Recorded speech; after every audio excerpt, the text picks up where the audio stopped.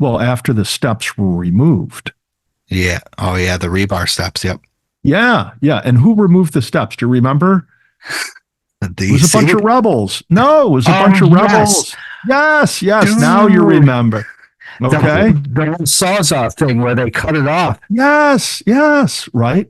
So a couple rebel hikers, right, felt that this, to diminish that experience, maybe was too compromising of that wilderness natural state. So they saw fit to remove those aids. And now what are we left with in that area? You described it. Instead of having an area that was maybe, 10 feet wide where the vegetation, the roots, etc., had been stripped away from use activity, now we have a rather considerable area where people have expanded or widened the means to get up or down. You follow me? You visualize?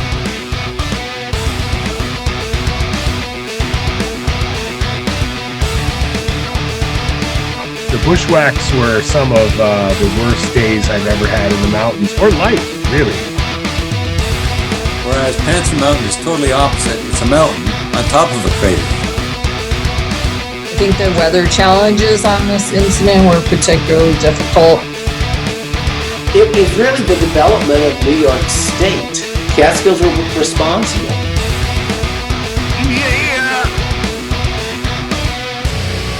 Now you're listening to Inside the Line, the Catskill Mountains podcast.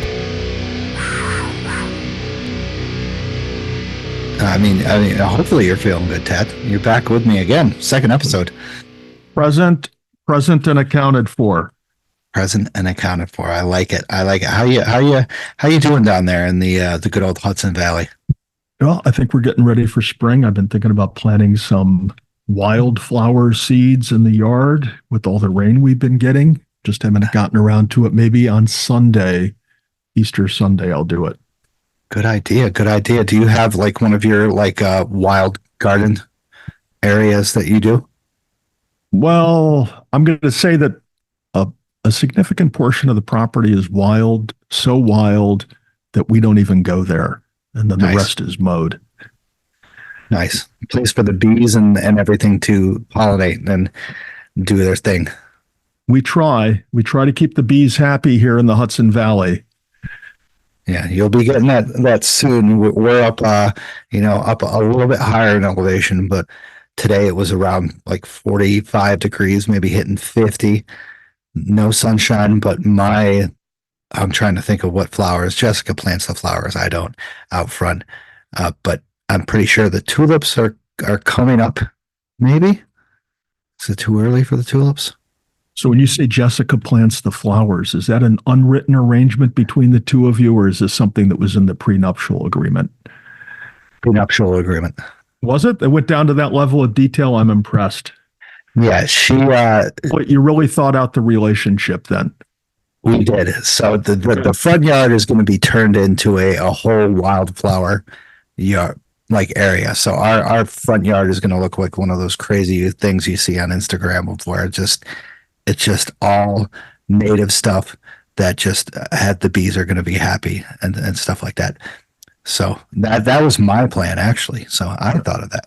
Yeah. So when you're giving visuals like that I guess I should say the wild parts of my yard look more like a bushwhack zone than somebody's yard. Although I've been out there with the hedge trimmer and the clippers trying to, fight off Mother Nature, but it's a losing battle. Does that consist of when you're talking about like a bushwhack? Like, are you talking about like prickers or stuff? Or yeah, I'm talking about one of these hardwood summits with a lot of undergrowth. That's what we predominantly have around the edge of the woods where the sun gets in. You get a lot of that low level growth there that's really thick, and then eventually the prickers take over. And yeah, it's not, that's unfortunate. Not all that sightly. Now, if there were blackberry bushes, we would think of it differently, but they're not. I mean, you talk about this and it brings up, spring. We're here and talking about wildflowers, stuff like that. Happy Easter soon. This unfortunately won't be released on Friday because I can't edit that in a quick amount of time. But Saturday, Shame. so Shame. I know we got to stop talking of like slasher podcasts, man. We got to stop taking it. That's so smart. I got to admit, that's very smart. I'll have to think of my own shame. But happy Easter. Happy Easter. You're going to mention the DEC Easter egg hunt, or is that your secret?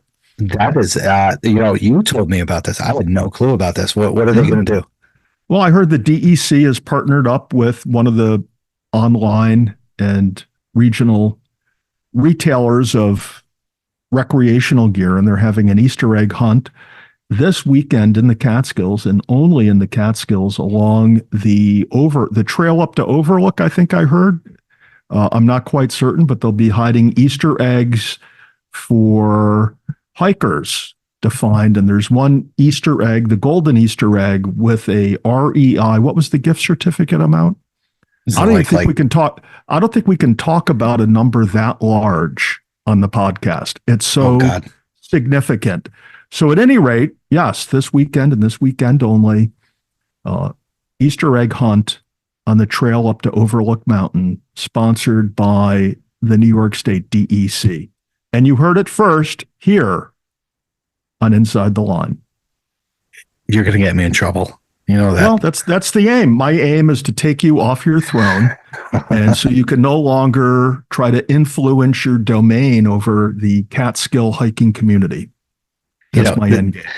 I'd have to think the golden egg would be somewhere off trail where somebody's going to go take a pee and throw their like little wipe out there or toilet paper that they don't use. And it's going to be right there. They're like, oh my God. You say that, throw their wipe or toilet paper out there. So we have names for all these seasons, obviously spring, summer, winter, fall. And then there's shoulder season, there's mud season. And I want to name the spring, like a certain few week period in the spring, as tissue and hand warmer season. Because you'll be out there hiking, you're like hiking up the giant ledge, and within the first mile, you'll have a pocket full of tissue and spent hand warmers that have been left along the trail. Am I wrong? Nope.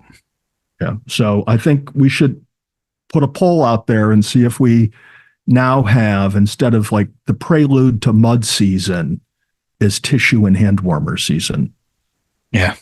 It's, God, I didn't even think of that. It hurts. It hurts, But, I don't blame them for going up Giant Ledge. That is a phenomenal spot. Yeah, it is. And when you're on your way up to Giant Ledge or anywhere else in the Catskills or hiking in general, pick a few things up. Grab some other people's trail trash, pack it out, even though it's not yours, do your part, and plan on it. I know I plan on it this time of year, going out and spending a portion of my time just policing the trail, picking up things that have accumulated along the trail over the winter months when they were unseen because of the snow. Correct. Yeah, the little plastic bag, you can pick it up. I know it's kind of inconvenient, but if you have your hiking stick, you can just pick it up, put it in the bag, drag it out, throw it out. You become part of the solution and not the problem, There you go. And influence others. That's the whole point of us and the Catskills. It's to influence others to do the right thing and to participate in keeping our area as clean and as nice as possible, even though we're going to be talking about that weird stuff tonight and the concerns for the favorite geological locations, right? Precisely. So welcome once again to episode 117 to Inside the Line, the Catskill Mountains podcast.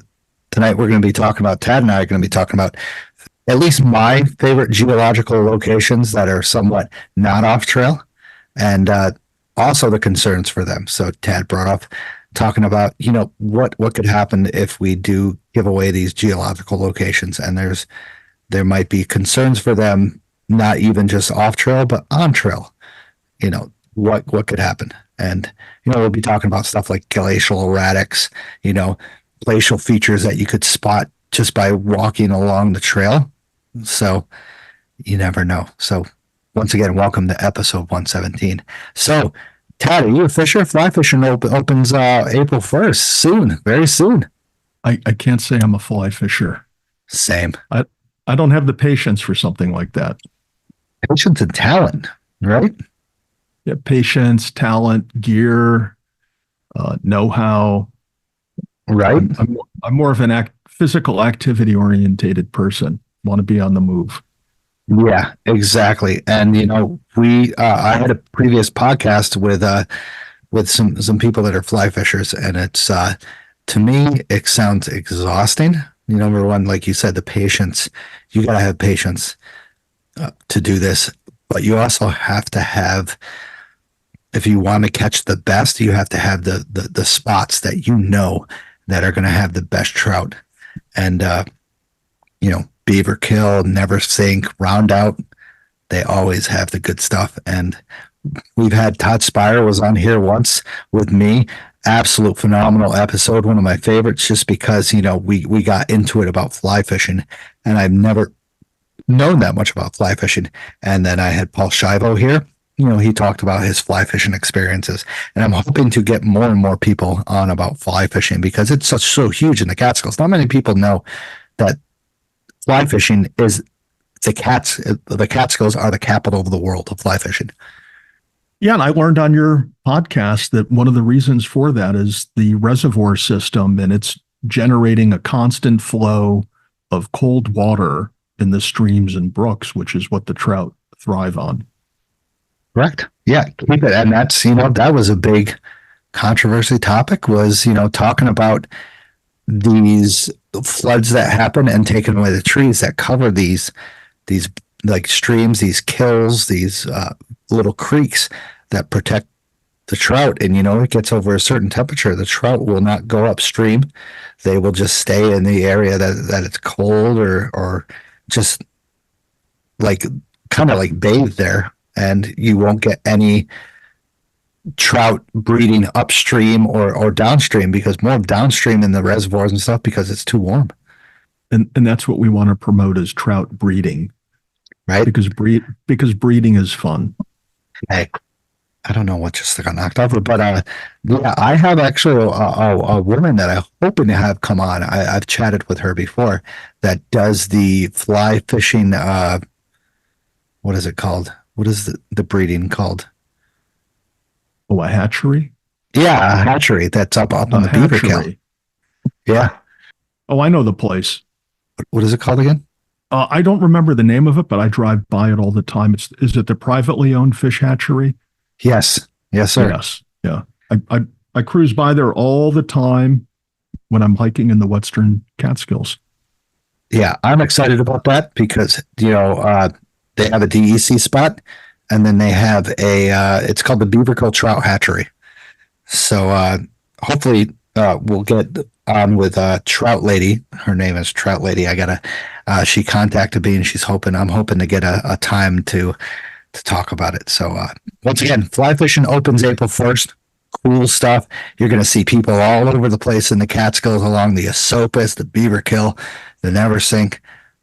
Support them because they support the Catskills. Their licenses help our trails out here. They support our trails. Support them. Give them a thumbs up.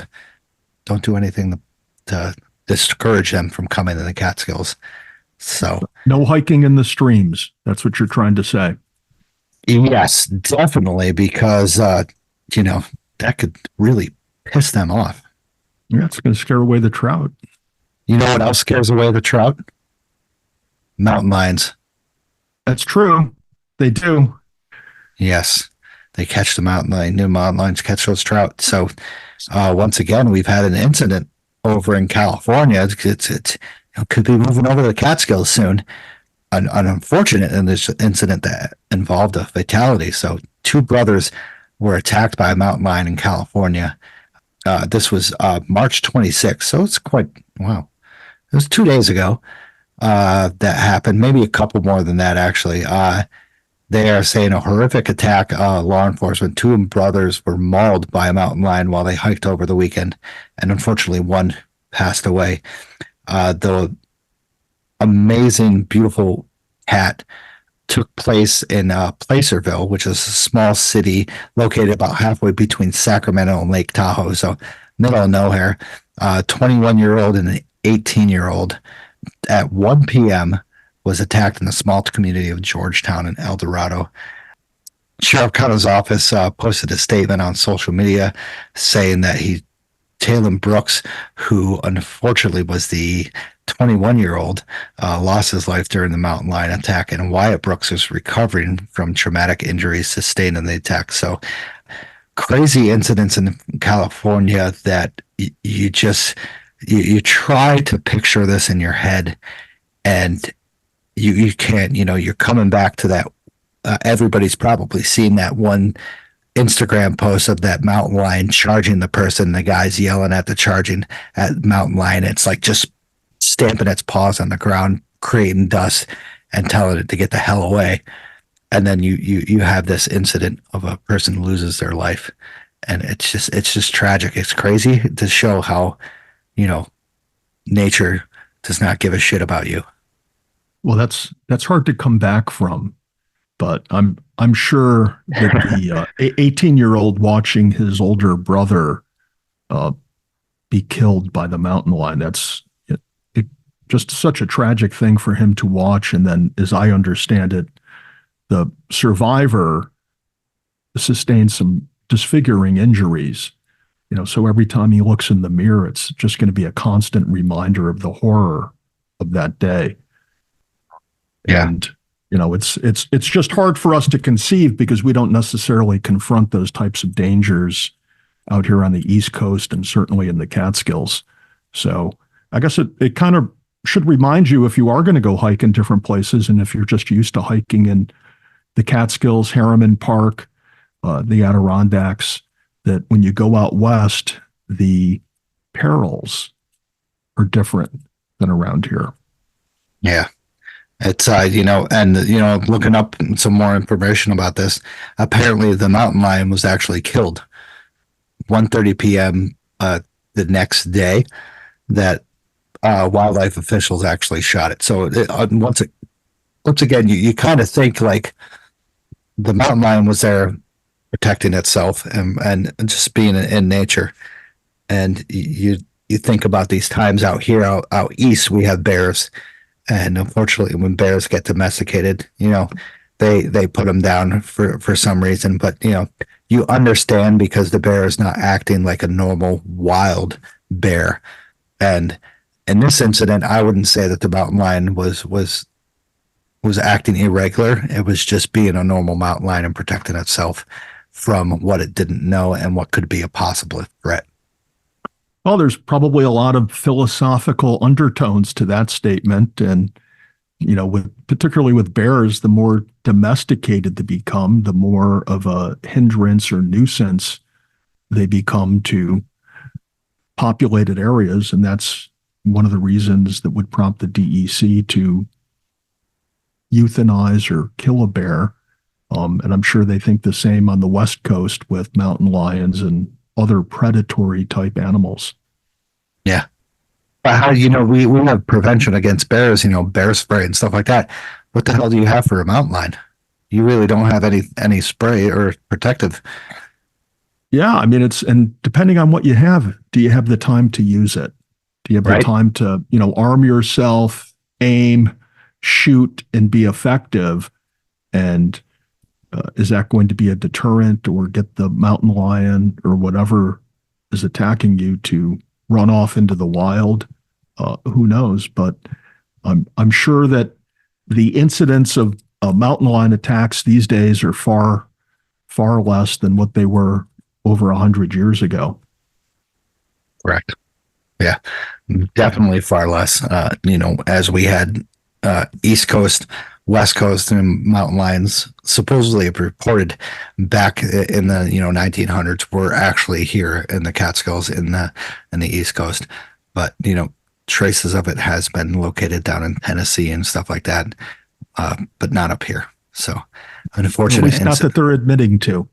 Right. Now they're admitting to, and we know that Scenic Route Guiding supports this mountain lion activity up in here in the Catskills and the Adirondacks. We know that. So, well, moving on. So, a little bit of weird incidents that I found on the DEC reports. So, November 8th. Wow. Why the hell does this say November 8th? I'm pretty sure they got this wrong. Yeah, because later on it talks about on March 12th, but maybe. Oh, okay. Maybe it was on the 8th that was stolen and it took them a few months to find. Okay. So let me retrace the steps. So in the town of Arietta, we're going to hit the rewind on this. That's what we're doing. That's just once again, I copied and paste this and then I go with it. So in the town of Arietta, Hamilton County, on November 8th, 1 p.m., Forest Ranger Caswell received a call from a hunter who reported his hunting wall tent had been stolen on Pauley Road in Site 13 in Arietta. Ranger Caswell went to the campsite, interviewed the subject, who first discovered the tent was missing. The tent's owner posted a picture on social media, hoping that the $3,800 tent would be turned. $3,800 freaking dollars. $300. I seriously, it's just like absolutely not. That's not worth the lightweight. And now it's $3,800. Unbelievable. November 13th, environmental conservation police officers received a call from someone who advised they possessed a tent in the question. Now, the Ecos, Pierce and Tabor, interviewed the subject with Ranger Caswell. The subject claimed that he had seen an ad for a free wall tent that just needed to be taken down. On November 21st, Ranger Caswell returned the tent to its original owner, and eco investigator Paul Patino requested information from the ad website and web hosting services to obtain the identity of the officer in the original post. On March 12th at 1 p.m., investigator Patino and eco Pierce and Caswell interviewed the subjects in Wilton. Now, the 64-year-old admitted to posting the tent on the ad site, which resulted in his arrest for criminal solicitation in the 4th degree. The suspect went to Wilton State Police Barracks for processing and was released on an appearance ticket. $3,800 frickin' tent. Unbelievable. Yeah, so as you were reading that, I was looking on Google for wall tents. And you can buy a mighty nice one for around $700. When you get north of $1,500, they're very luxurious. And a $3,800 hunting tent, I don't know what it might have had, a generator, maybe a satellite link, a flat panel TV. Maybe the fellow that had this tent was telling his wife that he was going out hunting, but he was just checking out to go watch the game or something. That's what I'm reading into this story here. So $3,800 for a hunting tent. Wow. Yeah. And you had me question that. I went on and looked at the tents of a wall tent, and this looks like luxurious stuff. This doesn't look like something that you would think this was, what are they called? Tent RRs or I'm looking at the White Duck Outdoors Alpha Pro wall tent for $2,750. Okay. And that's mighty handsome. This tent that got stolen had $1,000 on top of that. You see the Cabela's outfitter for $1,500. You can put a stove in it. So I think the only thing these hunting wall tents are lacking is wheels and a motor. They're like an RV made out of canvas. Yeah. Do they have a freaking generator out with this thing? Because it looks like they do. Yeah, you probably could. Depends how far in the woods you go. Bring your generator. Big sky canvas right here. Yeah. What are those? There's 10 RRs, and then there's these certain things that it's like glamping. I'm guessing that's what they. And it's just. This is absolutely insane. So, crazy incident in Hamilton, but one of the more crazier incidents is about this Adirondack incident that happened not too long ago. Tad, you know a lot about this. You want to chat about this? Well, it's not like I was there, Stosh, but I did read the article and I took some notes on it. So, a young 33-year-old man from New York City was reported missing at 9:45 p.m. on Friday, this past Friday, and was found around 10:30 a.m. Saturday morning in the Lake Arnold area of the Adirondacks. And when they found him, he had to be treated for hypothermia and frostbite. He was reported to have been hiking in 4 to 5 feet of snow with about 6 to 8 inches of fresh snow over what they described as hardpack snow. And to me, that, breaking trail through 6 to 8 inches isn't all that difficult unless you're punching into the 4 to 5 feet below. Then it's going to be slow going. But I think what really doomed this fellow is they reported that he was falling into a certain drainage channel. And from that, I assume he was getting wet, because when they found him, they described his clothes as having been frozen to him. So I ask you, Stosh, what does that indicate to you? Was he wearing cotton? Was he wearing synthetics that got saturated enough that would freeze? I mean, and they describe it as that his clothes were frozen to him. I mean, to your knowledge, do synthetic fibers and materials actually freeze to somebody's skin? I would say they do. I've battled that. I'm the one that doesn't wear gaiters.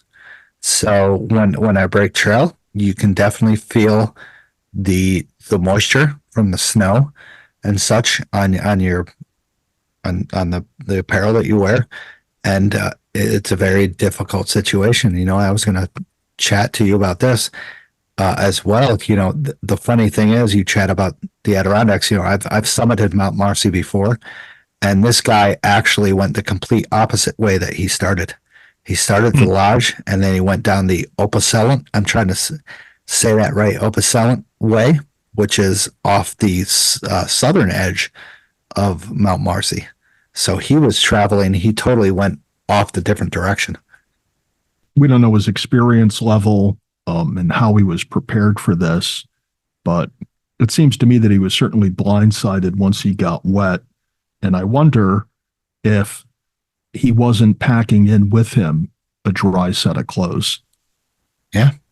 Always in the winter. I actually carry that 24/7, 365 when I hike. When I get to hike, lame excuses of hiking. I find it hard to imagine that in the summer, you're what do you pack in, like an extra pair of shorts with you, an extra t-shirt, or is this like you still bring your winter gear in the summer? You have like thermals and puffy pants and a puffy jacket. You got all that going year round? Year round is a long sleeve moisture wicking shirt, long pants, moisture wicking, a t-shirt, and socks. Year round. Wow. In the summer I just wear stuff that's quick drying. I don't pack in like extra shirts and pants. Might be somebody out there. Yeah. I don't know. I guess you're the more helpful one of us two. I'm I'm getting out of my Jeep. I'm walking into the woods. I'll see you in 4 or 5 hours. Right. You're out there making friends, handing out gear, asking people if they want to get on the podcast. And I'm just taking one step after the other and marching along. So another big point that you chatted about was the timing of everything. They called at like 10 o'clock at night saying that he was overdue. And what time do you remember? You said that rescued him like 10 in the morning, right? Yeah, 10:30 the next morning is when they caught up with him. And it goes into some detail about his tracks having been filled in or blown over with snow, which made it obviously more difficult to find him. But, here's this fellow with his clothes frozen to him, spending the night out in the woods. Obviously, at least it appears he wasn't prepared for that. And I'm sure it's a night in the woods that he's not going to forget. Another thing to point out is Ranger Meskis has been basically on all these freaking rescues in the Adirondacks that I can think of. And, hopefully Ranger Mescus listens to this podcast, because I just want to give appraisal to you, because you are freaking ripping it up in the Adirondacks, and you are taking charge. Actually, all the Rangers in there, but I see Ranger Mescus all on there all the time. So of course it's the Mount Marcy area, the Lodge. Everybody's going to be hiking this area because it's the tallest mountain in the Adirondacks. Once again, another reason why I don't want to go to the Adirondacks in the winter, because I don't feel like doing 16-hour hikes and possibly threatening my life. Well, if you're prepared and you're with the right people, I guess you minimize the threat. It's one of the 7 principles. Be prepared. My Adirondack friends hate me for saying that. So unbelievable, but awesome rescue. Once again, New York showing that we have those instances, and it's not just in the Whites, it's not just in Vermont. We have that stuff here, and the Rangers are absolutely insane, and they kick ass. Yeah. So also, Ted, you showed me this, and I was like flabbergasted to this. So hiker was bit by a rabid raccoon in the Delaware Water Gap recreational area. Now, last Thursday on the McDade recreational trail between Bushkill Access and the Valley View Campground, Kathleen Slant, a spokesperson for the National Park Service, said that a person was bit by a rabid raccoon, and the testing later confirmed that the raccoon was positive for rabies. So the hiker, whose name is not released, this is, that's funny, the National Park Service and sometimes the Adirondacks isn't like the Whites, or the Whites just give the information out instantly, and it's kind of like a shame to the person, which I feel bad for.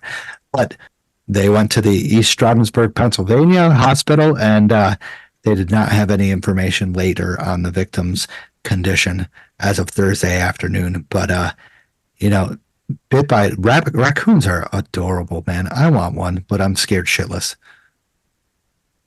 Speak for yourself. I don't think raccoons are adorable, nor do I want one, but we do have them running around the outdoors nearby the house, and they pose public health threats other than just being rabid.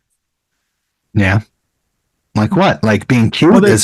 No, obviously not being as cute as, I mean, what are we going to go into your bedroom and you have like a poster of a raccoon on the wall and some slinky bikini?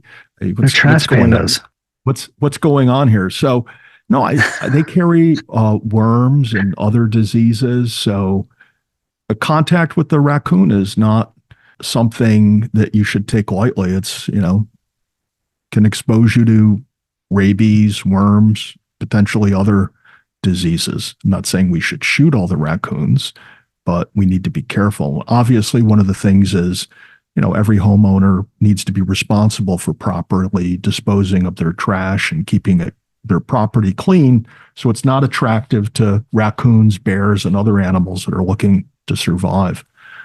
Correct. And that brings us to another topic, Ted. Raccoons, yaks, kind of like the same thing, right? Well, I don't know. Yaks have horns. That's what we learned by this next news tidbit.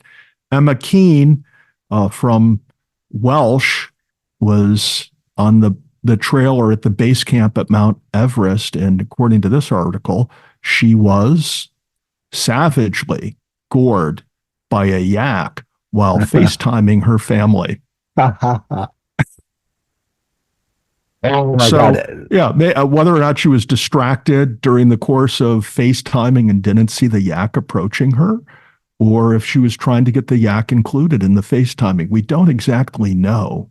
But she says, I was speaking to my brother and his wife and their son, Bobby, showing them the yak. Okay, so the yak, she's trying to get the yak in on FaceTime. And apparently the yak is not into FaceTiming. So she put his horn into her thigh. And the woman goes on to say, it threw me up in the air around 3 feet, and I landed back down with a thud. She was screaming in pain, and one of the onlookers saw that the yak's horn had gone through Emma's leg with the big hole in her hiking leggings and blood running down her leg. She was airlifted to a hospital for treatment and rejoined the group to complete the last part of the trek, albeit on horseback. Somewhat of a happy ending, I suppose. So, Tad, do you follow that site on Instagram called Torrens of National Parks? No. Oh my God! I wouldn't admit it on this podcast. So. Listen, man, it is the greatest. I don't follow it.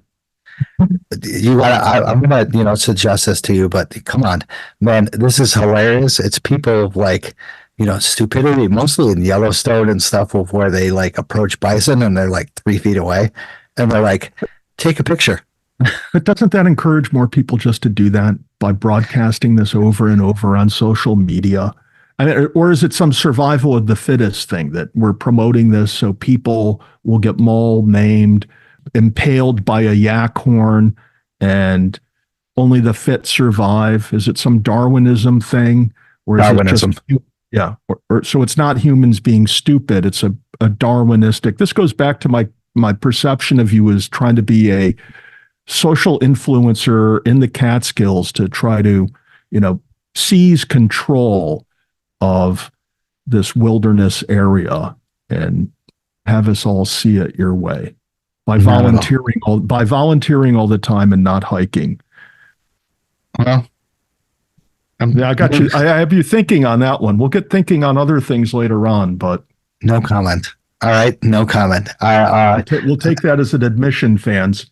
I plead the fifth. Wait, see right there. Yeah, but I see this stuff and I'm just like, you got to be absolutely kidding me. Like, what?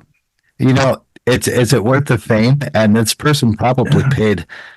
We know that trucking to let alone base camp is like $30,000 minimum. So she was trucking to base camp and got mauled by a yak that probably was actually hauling her gear. Yeah. And maybe had learned to expect handouts from the tourist hikers that, frequent the trail into base camp. And a few years ago, maybe quite a few years ago, I hiked with a fellow who did that trek to the Mount Everest base camp. And he gave this account of it being a really remarkable and enjoyable experience. So it's something if you're into international travel and exploring these places abroad, but don't necessarily want to hike up Mount Everest, the hike to Mount Everest apparently is an experience. I would imagine. But stay away from the yaks. Apparently they are like humans. Don't FaceTime with them. They will pose a bit. You don't have my permission. I can hear Emma now saying, but there was no sign that told me not to FaceTime with the yaks. Nobody said FaceTiming them was dangerous. Absolutely. You got that one right. So awesome. Ted, thank you for the shooting the shit with me. Appreciate it. Shooting the yaks, shooting the humans from their perspective. Thank you to the monthly supporters, Chris Berrien, Darren White, Vicky Ferreira, John Comiskey, Betsy Anderson, Denise Weiss, Missing Long, Joseph Hayda, Jim C., Michael Bogner, and David Mead. Thank you guys very much for supporting the show. Once again, these people are commit to supporting the show monthly. So apparently they believe in me, which is really weird. Also, thank you, Outdoor Chronicles Photography. Molly from Outdoor Chronicles Photography specializes in adventure elopement and adventure couple photography in the Catskills, Adirondack, and the White Mountains. She's efficient for getting married and a licensed guide, but she is also a story maker. Molly won't just give you photos, she'll give you memories that last forever. Don't hesitate to get a hold of Molly on all platforms. Also, if you ever wanted to learn more about hiking or backpacking, or even just brush up on your old skills in the backcountry, check out the Trail Bum Project, a hiking and backpacking school. Scott and Joe from the New Jersey Search and Rescue Team have amazing backgrounds in wilderness first aid, wilderness first responder, and the Mountain Rescue Association, and they're here to teach you new and old skills of hiking and backpacking. They have anything from first aid, map and compass, and many other skills that can help you and others along the trail. So they have a couple dates coming up, 4/19 to So April 19th to April 21st at the Frost Valley YMCA, they have 4 days of a bunch of different courses, ropes, wilderness first aid, CPR. Check them out. They have 4 days left for 15% off each course. Early bird is special, expires on 3/31, so it'll be 1 day after that. So check out Trail Bum Project. They have awesome stuff going on. So, Tad, what are you drinking tonight, buddy? I'm drinking what should be known as my usual. A cup Stewart's? of coffee. No, I didn't get Stewart's tonight. I just made a cup of homebrewed coffee, living it up here in the wee hours of the evening. You know, come on, man. I thought you were like a whiskey guy. No, I'm not overly into alcoholic beverages. I Okay. will have one. I will have one every now and then, but I know my limits, and my limits are pretty low. Celebrating a victory is when you usually. Speaking of celebrating a victory, are you? When are we going to reveal who you really are? That's the thing. Never. I'm keeping my mask on, even though people don't see me on this podcast. I am sitting here tonight with a dime store mask that I'm wearing, so even Stosh doesn't know who I am. No clue. I'm in complete incognito. In fact, later on I'm going to switch to the chat bot voice over, so nobody can even recognize my voice. So my technicians are working on it right now. I was going to start the show with that, but apparently it's a little complicated. They're doing it remotely, but I see they're signing in right now. So we're gonna have the transformation momentarily, folks. Hang on to your steering wheel. It's going to be AI created. AI is taking over, man. Yeah, I'm gonna have them like do a really obscene voiceover for me. Arnold Schwarzenegger. Just really annoying, really annoying. Something high and squeaky. drive away all the listeners. I'll blame it on your audio equipment. Oh, it's because you just buy that cheap Walmart stuff. Hell yeah, you get the discount on it. Screw you, man. All right, so I'm having a Zevia, which is I forgot. It's like a healthy Coca-Cola or something like that. So yeah? I gotta stop getting the sugar and the caffeine in me. So here you're busting me for not drinking alcohol, and you're drinking a healthy Coke, as if there was such a thing as a healthy Coke. But you're over there, Joe Healthy Coke guy. Trying. And I'm drinking a hot coffee, caffeine. Correct. So, but you're the one sneezing. So Busted. I'm standing on that. I actually earlier today, I took one of my daughter's supposed healthy Cokes, and it wasn't the taste wasn't bad, but I don't think I'll be taking any more from them. What was it? What was it? I gotta get recommendations. Yeah, I forget what the name was, but it's like the unwritten rule here is if it's in the refrigerator for more than a couple months, it's fair game. It's fair game for Pops to reach in there and take it. So Nice. I had my eyes on it for quite a while now, and it seemed to be in the area of the refrigerator that should be referred to as the land of unwanted refreshments. Unbelievable. All right. Well, that's good enough. I shall allow it. You know. So we can move along. Let's move on. Previous Go on to hikes. the next landmark. What do you got? Well, as you know, I do have something. Of course. Not to disappoint you. So some hikes I plan for a while in advance, and it's not that I do detailed planning, but I start looking at where the public lands are, what type of terrain I'm going to be going over, the steepness, the amount of rock exposure, whether or not there's a recent meaning in the past 50 years history of logging in the area. So this past Sunday, I found myself driving out to the Western Catskills out in the Roxbury area. And there's a Platicille State Forest out there. It's just shy of 1,800 acres. And that's where I parked. I was intending to go clockwise over Round Top along that ridge that takes you through the Platicille ski area, then to Platicille Mountain proper, and then down that to my Jeep. But one of my concerns was, in looking at the route on the maps and in the aerial satellites, was this river or brook that ran along that first leg, the first mountain that I'd be going up to Round Top. And sure enough, when I got there, and it was, we had a lot of rain before that, so I was expecting high water. But when I got there, I set out to, check it out. And when I got down there, there was a lot of beaver activity, at least 3 beaver ponds, some beaver huts.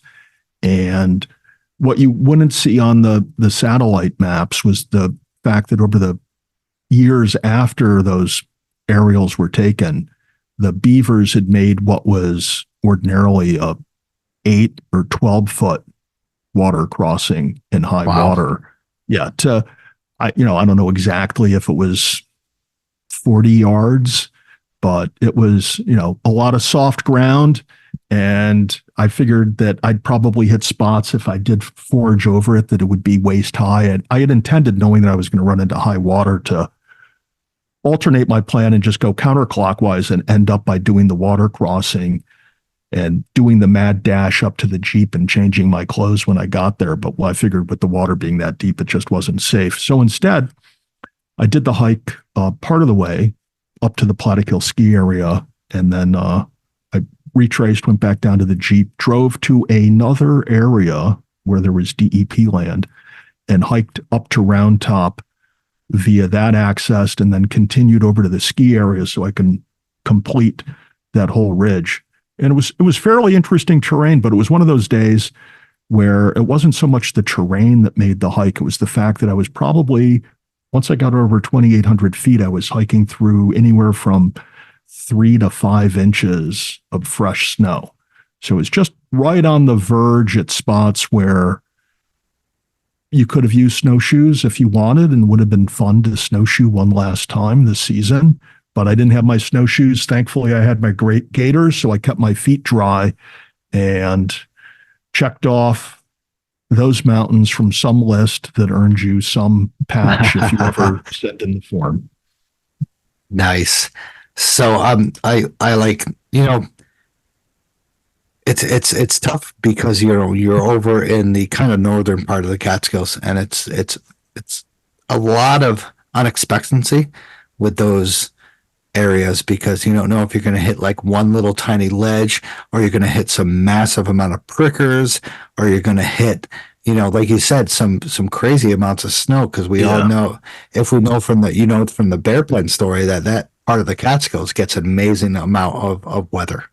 Yeah, and there's truth to that. And it was interesting that the ski area was closed. They seemed, at least from my perspective, the top of the mountain, I couldn't see down to the bottom what type of coverage they had down there. But at the top, they had plenty of snow, and it looked like it would be great conditions to ski. But for whatever reasons, presumably business and insurance reasons, they were shut down. And there's also a lot of truth to running it. You run into a lot of prickers on these mountains.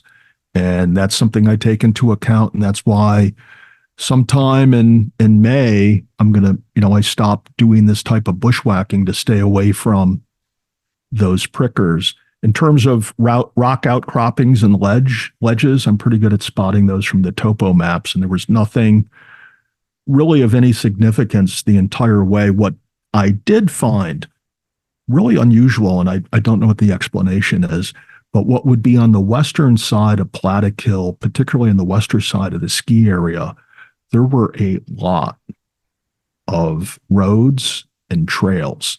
Now, whether they started off as logging roads or something else, I assume in the summer months that folks go to Kaaterskill ski area and do a lot of mountain biking around there. But I thought this would be a great place with either the snow conditions that day, or, in the heart of winter with more snow, would be a great day to do some backcountry skiing, because there was enough logging activity that in the woods, I didn't really see much of any blowdown.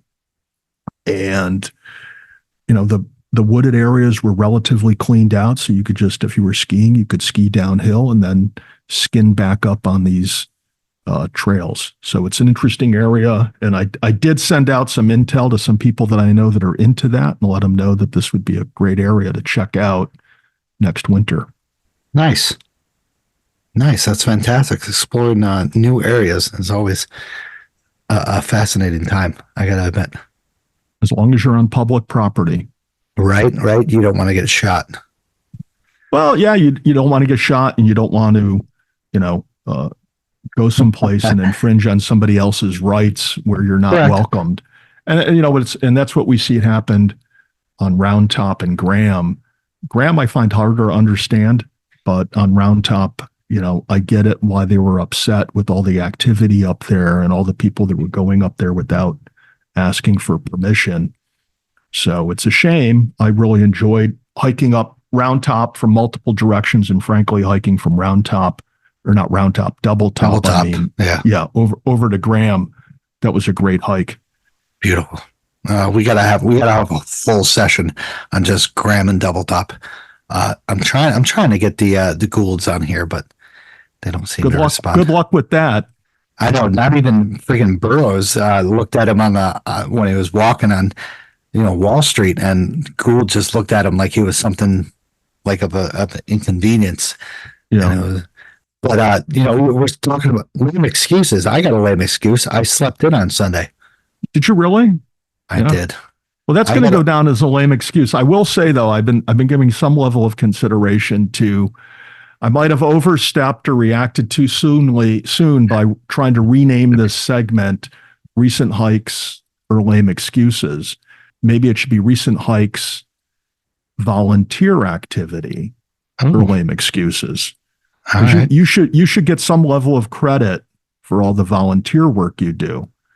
But True. if you're going to sleep in and not hike or volunteer, then that's just a lame excuse. Okay. I think the audience is in agreement with me. I hear them all cheering in their cars, their offices, running on their treadmills right now sleeping in.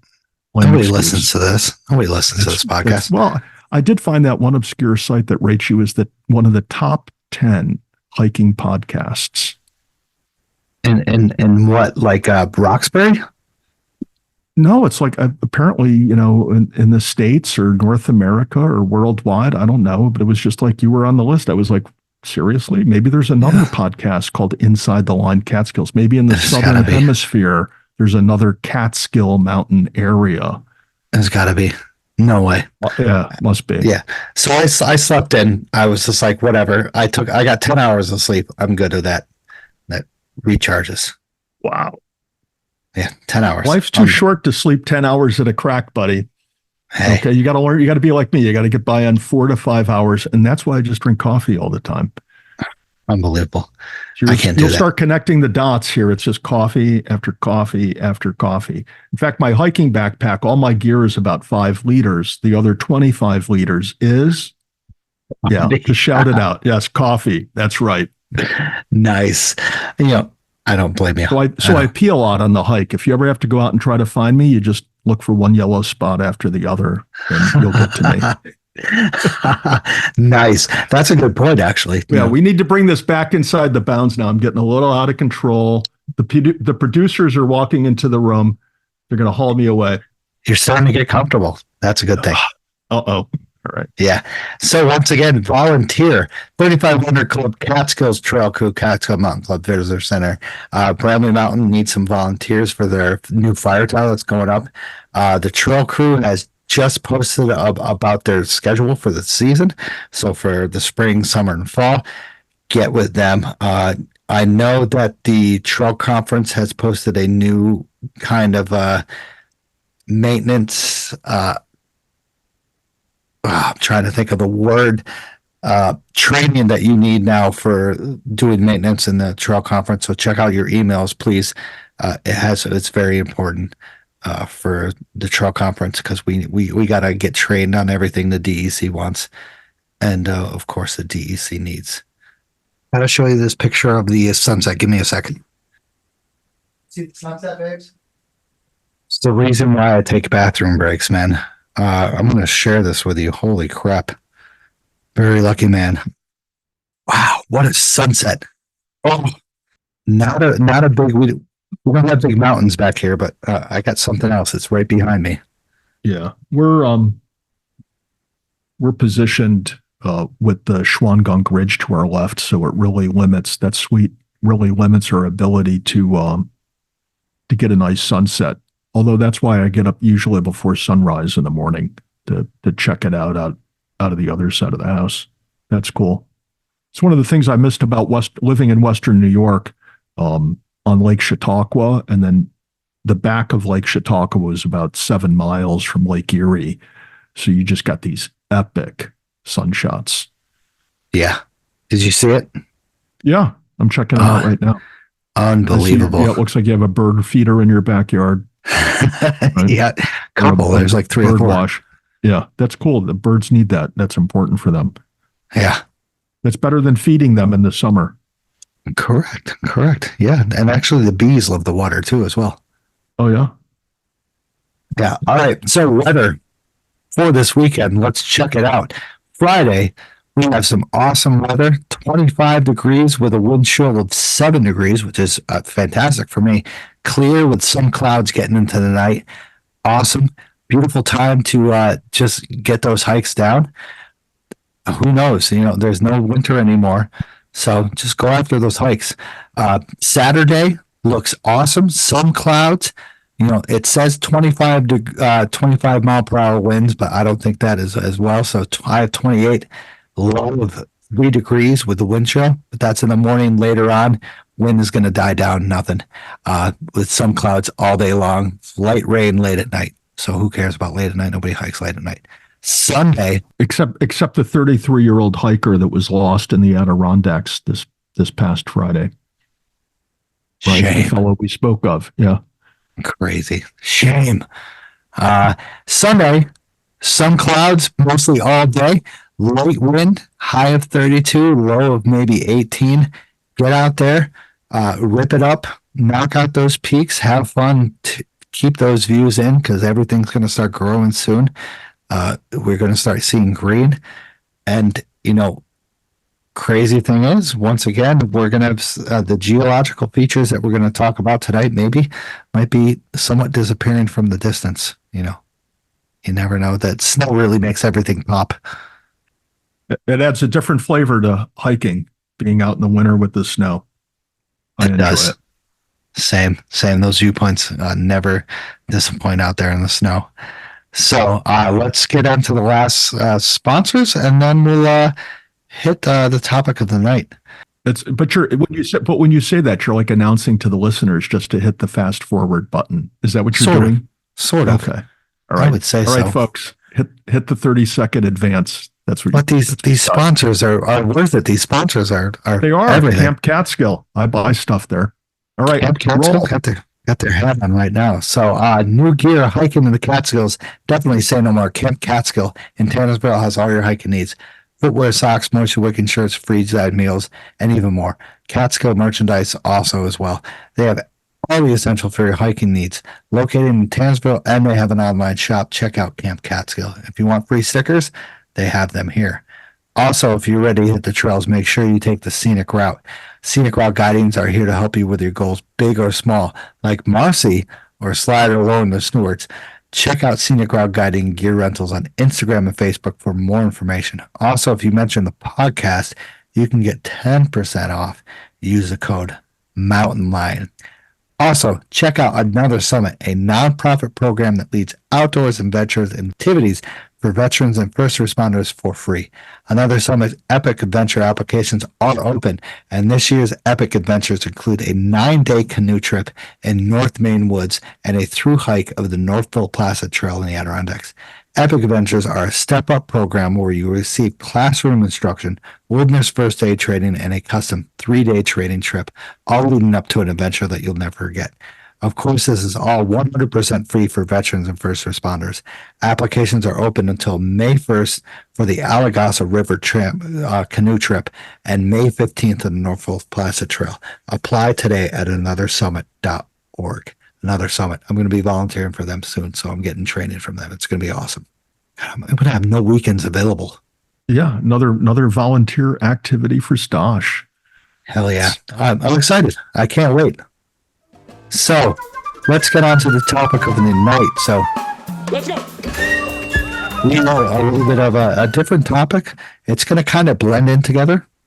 Favorite geological locations that I had thought about, and then Ted wants to blend in. What is it?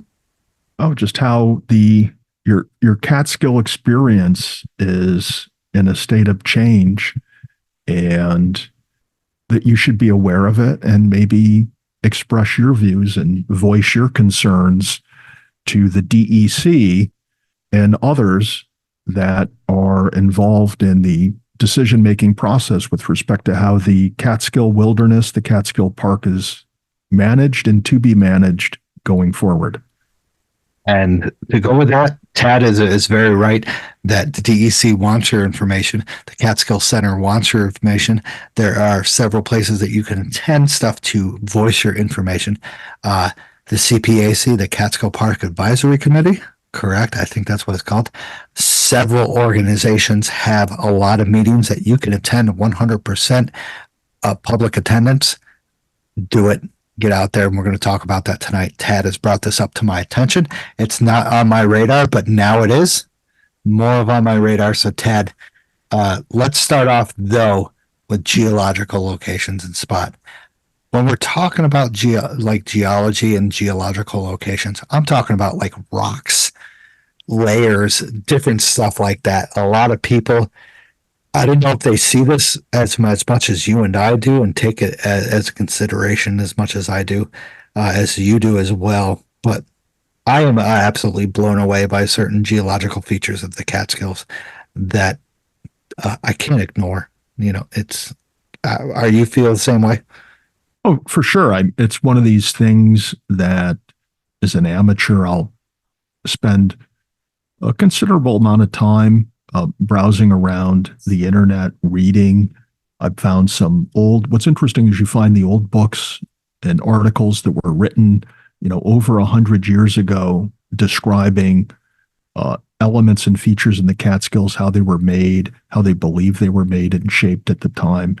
And then reading more current materials. And it's one of the things I find is interesting is that they don't disagree. The current materials don't disagree all that much with what they were saying or writing about over 100 years ago. So to a certain extent, recent technological advances haven't altered our understanding of how the Catskills were made, formed, and shaped. But it's when you know these things and you walk by the rocks, as Stosh is saying, to me, it's very interesting that when you learn enough, you can look at one of these rocks and start to decode what type of environmental forces and factors formed those particular layers that we see in the rock, whether they're straight and thin or thick and more irregularly shaped. You speak to somebody who's a trained geologist, and I've had the benefit of hiking with Danny Davis, who definitely knows what he's talking about. They can decode this for you. And it results in a very interesting conversation, and it opens your eyes to what happened in the Catskills hundreds of millions of years ago. So Stosh is going to tell us about some of his favorite rocks in the Catskills. Yeah. To piggyback on that, you have people like Danny Davis, Dr. Titus, they have sometimes like open walks with them that you could take with these amazing people that know so much about the Catskills geological features and the geology of the Catskills that you can learn so much just by one single walk, or even just, going on a hike with you, Tad. You've learned from Danny Davis. I've learned from Dr. Kudish and Dr. Titus, just the stuff that you could be like, oh, wow, this was created by a glacial lake, or this was once by a glacial ocean, or this was just by strong currents. And to even have that impact on a person that has no clue about it, they'll be like, what? And then most of the time I can't back myself up because I'm just like, that's all I know right there. Yeah. My depth of knowledge on these things is about as deep as a puddle in your driveway. Yeah. But yeah, I've enjoyed many hikes with Danny Davis where he sheds lights on these things, and the Catskills are very interesting when you have some understanding of these geological forces and how they carve this terrain into what we now call mountains. And some people will debate with you and say that they're not genuine mountains, and Maybe that's a matter of perspective and a matter of how you define what a mountain is, but there's certainly a very interesting place with a lot of interesting features, which Stosh wants to dive into. Geology. I love it. You know, I'm not knowledgeable about it, but I see a bunch of things and it brings enlightenment to me. Glacial erratics. What the hell? So tell us what a glacial erratic is. So in terms of uneducated people talk, I would say that, not Dr. Titus talk or Danny Davis, something like that. We're talking about a big, huge piece of rock that was moved by glacial ice, that was taken from one place and then placed to another and then melted and just sat right there for a long period of time. So as we talk about that, I don't know if everybody's been over to the North-South Lake region, and they have phenomenal areas of glacial erratics like Alligator Rock, and I call it T-Rex Rock, but it's called like Dinosaur Rock. If you've ever walked upon these areas that have just a massive rock that's about the size of an RV, that looks like the mouth is open and people have placed little tiny rocks in there that make it look like teeth. It is one of the most greatest places to take little children and kids to get them sparked of information and their minds into these geological features that could enhance their enlightenment of the outdoors. So are those rocks what would be referred to as exotic glacial erratics? I would say so. They probably came from the North-South Lake Mountain or North Mountain. Well, an exotic glacial erratic, as I understand the term, is a rock which is transported out of its native area, such as mountains in the New England states that have granite, and a granite rock being conveyed down here by the ice and then left when the ice melts or retreats. And so now you have a rock that was not part of the Kaaterskill Delta. It was formed elsewhere and brought down here by the ice. And so and in the North-South Lake area, there are examples of exotic glacial erratics. So it's kind of like finding a white deer out in the wilderness. It's truly exotic to see such a thing. And then you have what a lot of folks, as I understand it, refer to rocks as, glacial erratics, but not all of these rocks were moved actually by the ice. There's also a lot of slide activity. Correct. In the Catskills. So it's interesting. I was walking up to Wittenberg a few weeks ago, and as I'm walking along what I take to be an old ox road, there was a depression in the road. And so I looked to the left and I looked to the right, and I noticed to my right, which was the downsloping direction, that there was this huge boulder. And what I inferred from that depression, which ran from my left to my right where the rock was found, is that over time, that rock had slid about 20 yards and created a depression, which is just, and that's obviously a more recent event, because at one time it appeared that this ox path or ox road had traveled through there without the depression. So this is something that happened presumably in the last 100, 200 years. And you have this type of activity that still occurs in the Catskills, but you need to remember that geological time is much different than how we perceive time. So you have some sudden geological events like an earthquake, and then you have other geological events that take hundreds, thousands of years to occur. But in the totality of time, geological time that the Earth has been here, it's really not that long. And you see all these different dynamic forces in play in the Catskills. And there's these huge boulders everywhere. Some of them have names, others don't. And they got there somehow. And it's cool to try to piece together the puzzle. So tell us more, Stosh, about these interesting rock features. Had one up in me on the exotic. Oh, you didn't know? Yeah, the exotics. We run into some here in the gunks that are also like the ones in the Catskills from, I believe they traced them back to New Hampshire. And so when you think about it, the Laurentide, right? The Laurentide Glacier. Do you know that? See, now you're one-upping me. Now you're like the showmanship. So what's the score? You keeping score over there? I think I have 5 and you have 1 now. Yes, I'm beyond that. I have 6. I have 6-1. Okay. So No, we'll have to send it out to 6-2. I'm the one that's having a drink tonight and haven't. Yeah, the healthy soda. Yes. Oh God. Once again, shame. So, we have those easy to get to boulders down in the North-South Lake region.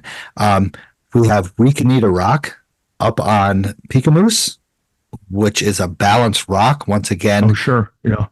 Kind of formed, I would say, I'm not fully into the geology like Dr. Titus is, but that was pushed there by ice and then carved by water to make the balanced rock. We have those all over the place. If you go and just bushwhack anywhere, you can find some of these balanced rocks that you're just like, holy shit, going down from Table to Lone. There is an awesome balanced rock that's sitting on the edge of the mountain that's just, you're just like, is this going to fall over within the next 100 years or so?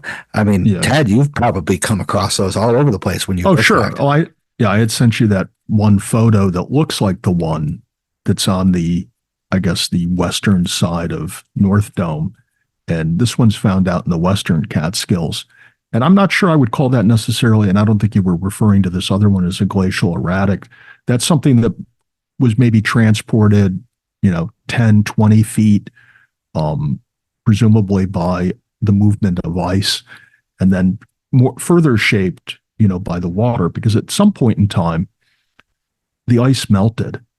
And we, in my interpretation of things, we associate melting ice, something that happens seasonally. And when winter's over and sometime during spring, all the ice is gone.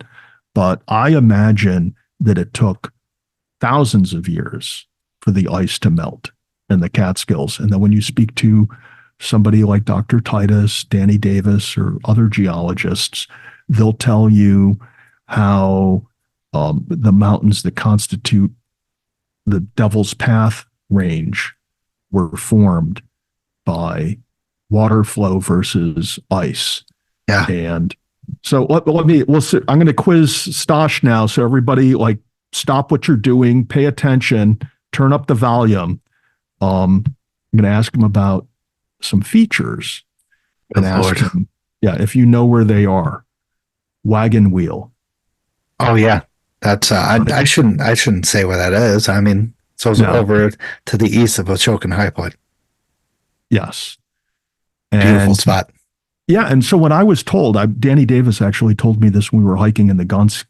He pointed over to Wagon Wheel and explained to me how it was formed, and Wagon Wheel was formed when a glacial lake, the pressure of the water had eroded through that ridgeline and created a deep V notch in it that has become known as Wagon Wheel.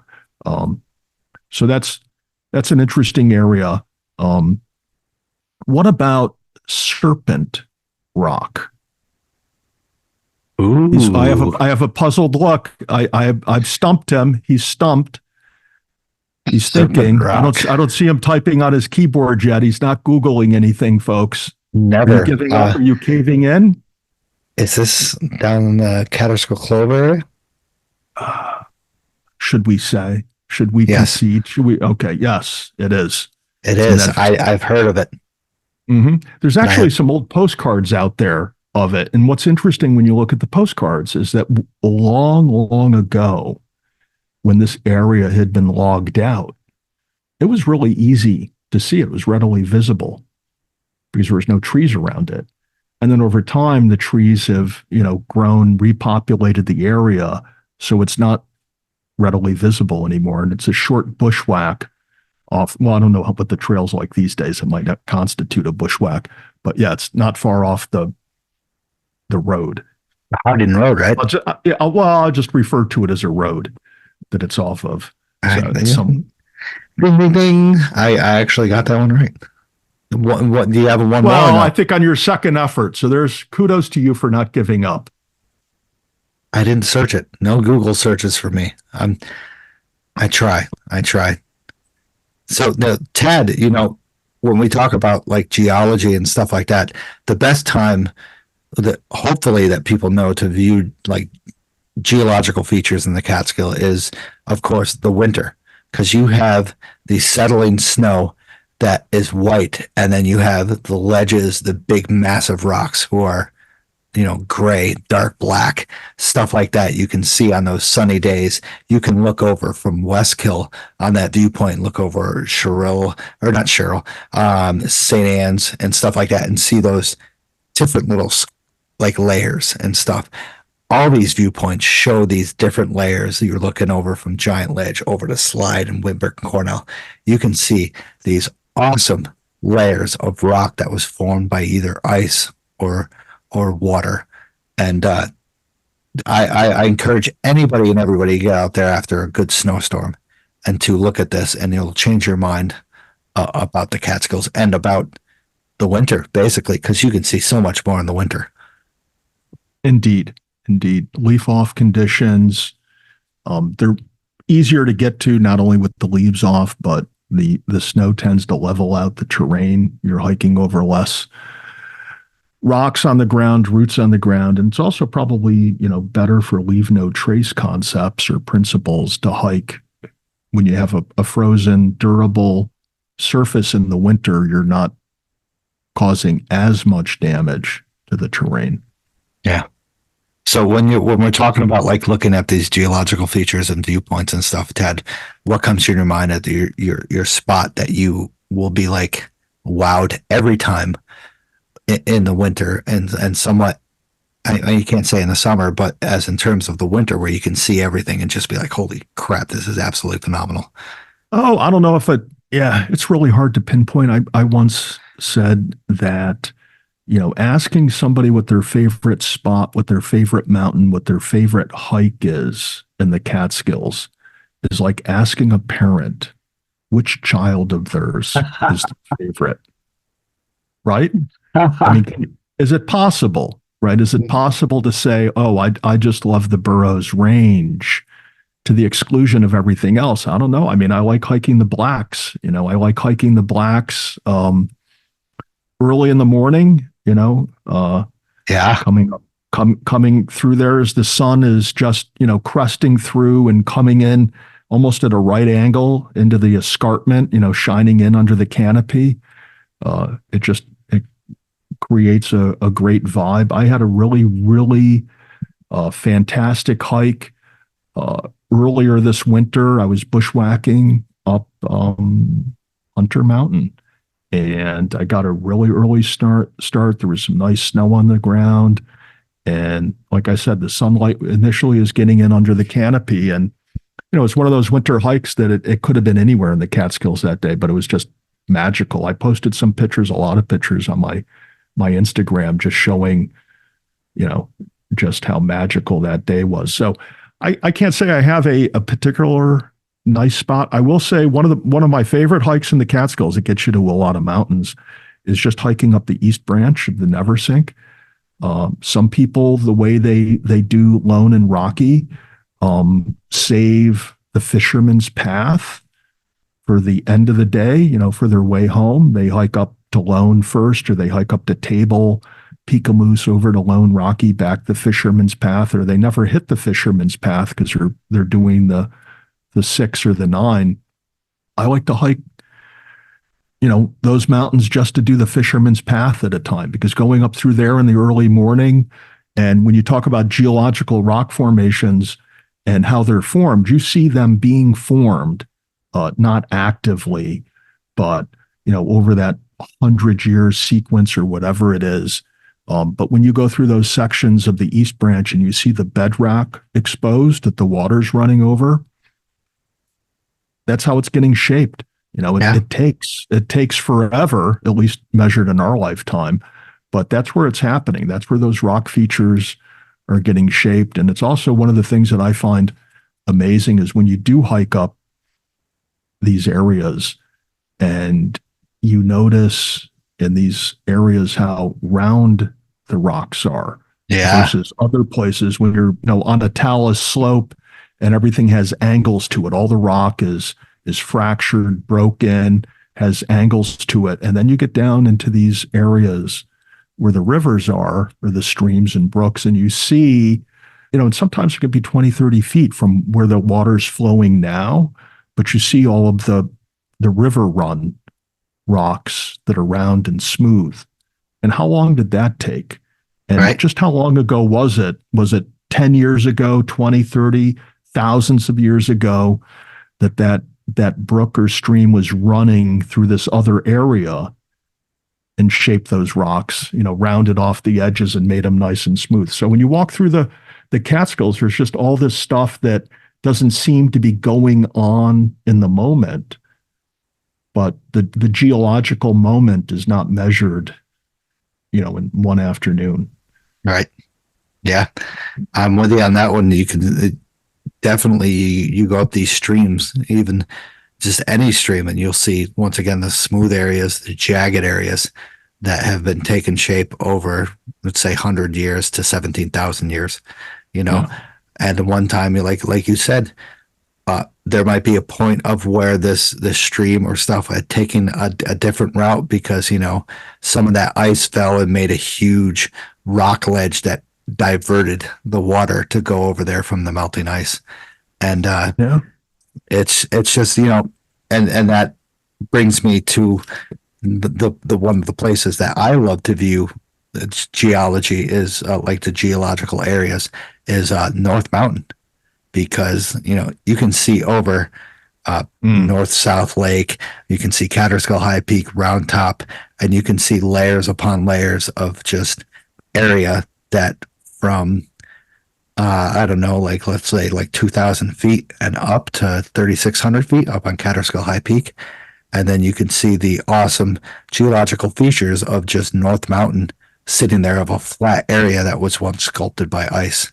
And it has a dance floor, I guess what they call it. And, only you would call it a dance floor. Okay. Right? You go up there with your boom box and, I've been up there dancing. I've been up there in that area where that's have happened. And it was very, very interesting. That whole hike along the escarpment is one of the Catskill gems. And I will concede that I didn't explore that area. I was up there one time after I finished, I think the Four Seasons, and was exploring the Catskills more than just hitting the high peaks. And then once there came a time I got focused on my grid and I didn't get over there again. But this past summer, I did spend a lot of time on the escarpment, on top of the escarpment, on the side of the escarpment, just making tracks all over on the trails, the ox paths, whatever it is, I could walk up over there. It's just a really fantastic and dynamic part of the Catskills. And maybe because it's only on the all trails list, it's not really that popular, but it's when you want to get out of the higher elevations and see some very interesting terrain, you can, on one day, you can go through all of these areas that used to be former rock quarries and, see the remains of the quarrying operation, the trails that were made, these areas, the pits. It's just very interesting. And then obviously, well, maybe not obviously, but I'm going to tell you now, right. And then you come around the corner and then there's just this jaw-dropping viewpoint and you're not even over 2,500 feet. Okay. But you're looking up the cove and it's just really inspiring to look at that. So these are some of the overlooked spots in the Catskills, and that whole Kaaterskill Cove, that was just shaped by water, whether it was frozen, flowing, falling. Yep. And that's, Poets Ledge overlooks the whole Clove area and then up to Haynes Falls. And Dr. Titus describes it in his book, that once part of Haynes Falls where, that inaccessible 200-foot waterfall that we can see from Poet's Ledge and parts of the escarpment was once a part of where there was a massive amount of ice and very little water flew through there, but sculpted it. And then all of a sudden the ice broke and the water just destroyed everything and made that Clove over thousands of years. And his books really gets your mind flowing about the Ice Age era and what it would look like when you're standing from different viewpoints in the Catskills. And well, maybe I got to buy the book. Hudson Valley in the Ice Age and stuff like that. Yeah. There's a bunch of other. He's actually, he's coming on the show a little bit later. Yeah, I'm excited about that. I'm hoping I'm invited back to participate. Nope. For his interview. Nope. I'll give you my normal $50 admission fee to be on the front row, the reserved seating. Right. Yeah. With the Renta microphone. Yes, that's actually a good microphone. Sounds pretty good. So, we're talking about these geological areas. One thing that ties into these popular geological features is, can the forest floor handle this? Ted, I know you've done a lot of research and thought about this. What are your thoughts about, these areas that are popular but accessible to as well? Yeah. So, I don't know if I'll say I did a lot of research or a lot of thought on it, and I'm surely not at all an expert. And I'm just going to talk about or present some things, ask you some questions about things, more for the purpose of generating thoughts and ideas and a debate in the minds of other people, and maybe prompting them to do their own research, their own investigation, and then reach out to, as they say, the powers that be to, make their voices heard and be part of this process, kind of the social political process that's going to shape the Catskills over the coming years and decades. And I haven't been hiking the Catskills all that long, not even 10 years. But in that brief period of time, I've seen a lot of changes, not only to these herd paths or social trails, but I've seen changes in terms of accessibility, how they've shut down Route 23 coming up through the Cove. They've eliminated those parking areas. They now have the trolley that runs through there, how they've eliminated the parking areas by Pikamoose Blue Hole. And during a certain period of year, you need to buy a permit to get into the Blue Hole area. Whereas, 3-4 years ago, if you wanted to hike Pikamoose from Watson Hollow and that valley on a whim, you could go over there, park your car in the parking area and hike on a whim. Now you need a permit. So, this is the debate on how to best preserve the wilderness and the state of nature, or what improvements are warranted so these areas will be able to sustain the foot traffic by still preserving some resemblance of a wilderness experience. And so, as an extreme example, and often extreme examples are good thought-provoking exercises, I just want you to imagine, Stosh, going back in time, hundreds of years, and you're in Western New York, and you're on a hike, and you hear this tremendous waterfall. And as you get closer and you get to the edge of the woods and you look out and you see Niagara Falls. Could you imagine that? Wow. Like walking through a true wild wilderness area and coming upon Niagara Falls. And so let's say, I don't know what year this would have occurred in, but let's say it was 1724, 200 years ago. And now we take Stosh 1724 and put him in our time capsule, and it's now 300 years later, 2024. And you walk out and you see what you see now: hotels made of the mist, elevators, It's all Casinos. urbanized, right? Yeah, it's not a wilderness experience. In fact, the environment is now dominated by civilization, and to a certain degree, that whole experience has been transformed, tamed, and commercialized. Wow. Do you ever think that would, we know as we speak, as people are listening to this podcast, the DEC is studying what to do with Kaaterskill Falls. Yeah. So what level of improvement is appropriate at Kaaterskill Falls? I mean, we can drill down to a level of improvement that ostensibly is extreme when I first present it. Paved walkways, maybe ramps, handicap accessible ramps. Because in my mind, obviously the DEC needs to do something there. The question is what is appropriate? What level of wilderness experience, if any, should the DEC try to maintain or preserve there versus if you're going to start improving those areas, why should you stop at a point which doesn't allow somebody who's handicapped get there? Wow. Right? Yeah. Why should it why if you're gonna put a ramp in, if you're gonna put other means and methods to make it more accessible to the walking public, should it be accessible to somebody who's in a wheelchair? What do you think? Yes. Kaaterskill Falls is one of those places that I can never describe nor, get bored of. I've been there in every season. I've been there with people being there and people not being there, and I've always found it absolutely stunning. No water, a lot of water, ice, no ice, nice soft flow, amazing rushing water.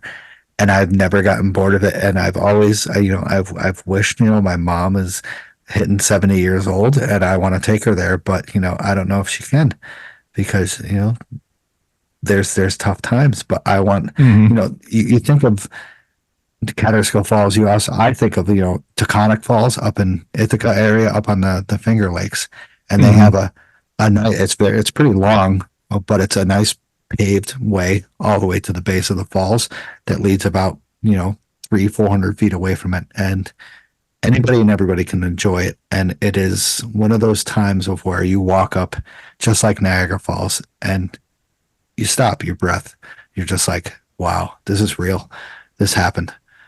And so in your mind, in your opinion, the DEC should go all in to make Kaaterskill Falls as accessible to the public as they can. To a certain extent, yes. So what are the limitations? I mean, to a certain extent, what is that extent that you would consider to be acceptable? So the whole platform area is actually very phenomenal. I think they've done a great job on that. Going down to the base of falls, everybody wants to go to the base of a waterfall. We all know that. We all want to do that and stuff. But of course, that requires, some means of transportation that could, going from the top of a 250-foot waterfall down to the bottom, requires. So tell us, when was it the first time that you were at Kaaterskill Falls versus most recent, and how has the accessibility changed over those years? Oh, God. So I can't say. I started hiking in the Catskills in 2015. And I went to Kaaterskill Falls in, I think it was 2016. And that was from the parking area on 23A. And I thought that was a great hike, short, really quick. But when you get to the base of the falls up to the right, there were signs everywhere. Do not access this area. Dangerous, possible deaths have happened here. It was crazy and wild. And, just starting into hiking, I was like scared shitless. And I was like, wow, this is crazy. I didn't not go up to the second tier. No way. Would not approach it. Fast forward like a year later, I met Ranger Dawson at the top of the falls. And that's when they were starting to construct the bridge. And we chatted, and it's funny. I have a punk rock shirt on that says like, screw the government and stuff like that. And he's looking at me really funny. And we're chatting about this. And I'm just like, I was just like, what's going on here? He tells me everything. Cool guy, really laid back. And I didn't know that the area going down to the second falls, we went down there and it was pretty scary. It wasn't built yet, didn't have the steps, didn't have any sort of way down. And, going fast forward now, I go down quite often because my friend maintains the part of the trail going to Layman's Monument. So I go with him quite often, and it's absolutely phenomenal. I see people from every age, dogs, a lot of, elderly people even enjoying that. And even though I know some of them are doing bad things like littering or something like that, they get that experience of one of a lifetime experience saying that I've been here. It's a battle, right? Yeah. So you have no problem, no issue with the level of improvement that they've done to Kaaterskill Falls. But let me ask you if you would accept the same level of improvements and accessibility to other areas in the Catskills. So let's go. And I'm not sure if I have the right mountain because I never got to this mountain, but it was a few years ago, whether it was 2017, 2018, that the DEC installed those rebar steps on, I believe it was Sugarloaf. Do you remember that? Yes, that was when the tree went down, right? The hanging tree, or was that twin? That was twin.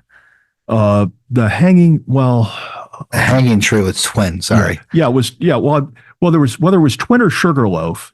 Some steps were put in, rebar steps that went off a rock ledge that was difficult to navigate, whether you were going up or down. It wasn't all that easy, and depending on the conditions, it could be more difficult. And the DEC decided to make it safer and presumably to reduce the amount of wear and tear on that ridge overall. They put a series of steps there. Do you remember those? I do. Definitely. It kind of got routed to the right and then went up over around a rock and then went up. Well, after the steps were removed. Yeah. Oh, yeah. The rebar steps. Yep. Yeah. Yeah. And who removed the steps? Do you remember? It was a bunch of rebels. No, it was a bunch of rebels. Yes. Dude. Now you remember. Okay. The Sawzall thing where they cut it off. Yes. Right. So a couple rebel hikers, right, felt that this, to diminish that experience, maybe was too compromising of that wilderness natural state. So they saw fit to remove those aids. And now what are we left with in that area? You described it. Instead of having an area that was maybe, 10 feet wide, where the vegetation, the roots, etc., had been stripped away from use activity. Now we have a rather considerable area where people have expanded or widened the means to get up or down. You follow me? You visualizing what? Yeah. So would you be in favor of reinstalling something there or just leaving it the way it is? Listen, the rebar, I gotta admit, was absolutely insane. What, to be insane honest, as you don't like it, or insane that this made it so easy and fun and fast to get up and down? Have you ever been up that way in the winter? Oh yeah. Just imagine that with rebar. Being easy? Being absolutely horrific. Oh, I don't know. So I never hiked it with the rebar. I've hiked it, multiple times. I just come prepared. But let's talk about, there's several other areas in the Catskills where I have seen in my less than a decade, let's say 8 years of hiking in the Catskills, where there's been enough traffic through difficult segments that people have done what I call, in my terms, a workaround that has created more destruction, damage, marring, and harming of the natural environment. So we see this on the rock ledges on Slide Mountain. You with me? Yep. Right? You see where people now have gone further to one side, using a tree as an aid to get up. Now the roots of that tree are exposed. Eventually the tree is going to be compromised and die. And then people will work further in that direction or go to the other direction. Another area I see this is Cornell's Crack. Yep. Right? Okay. People no longer are prepared to go up or down the center in the winter when it's filled with ice. So they go to the left or the right. I'm in fact guilty of doing it a couple times and the many times I've been through there. And frankly, both times it happened to me. The one time I was wearing a pair of nubs, I wasn't expecting to be getting on the trail. I ended up on the trail and there was just no way I could get up it. But now you see it's become more and more common. So it's causing more and more damage to either flank of that rock outcrop. What would you do if the DEC put a wooden ladder there? Right in the middle of Cornell Crack. I know in the summer, when I come through there in the summer and I have my summer shoes on, which are a pair of approach shoes and they're very grippy, I can just get up or down that crack without even slowing down. Right. I don't find it that difficult even in the winter. But for those people who are doing the workarounds, or guys like me who every now and then come through there, we're not prepared for it and we need to go around, and the DEC puts a ladder in, what's your feeling on that? I'm putting you on the spot. You are. Definitely. Not that we have anything to grind against the DEC here, but of course, I love the DEC. And of course, we try to accept what they do, and we all make mistakes and stuff. And you talked about the rebar. So I'm asking you, and you're either going to make a mistake or you're not. Wooden ladder right in Cornell's Crack. What do you say? Not at all. Not in your lifetime. I don't think so. What if they did it? Yeah, it's too fun to have a ladder. Let's go back to Kaaterskill Falls, way back when there were none of these improvements. And you really, if you wanted to go to the lower falls or the middle falls, you had to earn it. Correct. Right? But they had ladders on there in the 1800s. Yeah, but it wasn't as accessible then as it is now. Freaking old ladies in freaking dresses used to hike that. Come on. Well, they were rugged old ladies in dresses. They would come up here on steamboats, trains, wagons, right? You and I couldn't do that. Correct. So I mean, what like here, I have a few other here that just for the sake of debate, I read somebody's post on Instagram recently. After all the rain we had, they couldn't get across the Biscuit Brook. Oh, wow. Okay. Really? Yeah. Going to Fur, they had trouble crossing Biscuit Brook. They were doing Fur and Big Indian. Should we have a bridge over Biscuit Brook? Well, I mean, it is a trail somewhat when you're going over to Big Indian. So maybe, but I wouldn't say like. You say maybe. Obviously, I'm not going to let you finish the answer because I'm going to hit you with another question. If you're maybe putting a footbridge over Biscuit Brook, what do you say about the west branch of the Neversink? I mean, you knew that was coming. Well, it's right on the list here. It's right on the list. Bridge at the west branch. For those of you who don't know where the west branch of the Neversink is, it's the little stream crossing you have when you leave the Slide parking area to hike up Slide. Yep. Sometimes it's wide and deeper and takes a little more thought process to get across. Other times you don't even have to think about it. Yeah. Should they put a bridge? Is it diminishing your hiking experience? Is it somewhat harnessing, taming, and taking some of the wild out of the wilderness if they put a bridge across the west branch or the Biscuit Brook? I mean, once again, it's a controversial topic because this is what I'm trying to stoke up here. A little controversy, got to make you look over your shoulder when you're hiking and wonder who's coming up on you, because you were the guy that was in favor of making Kaaterskill Falls completely accessible, and now the state's going to put a casino there.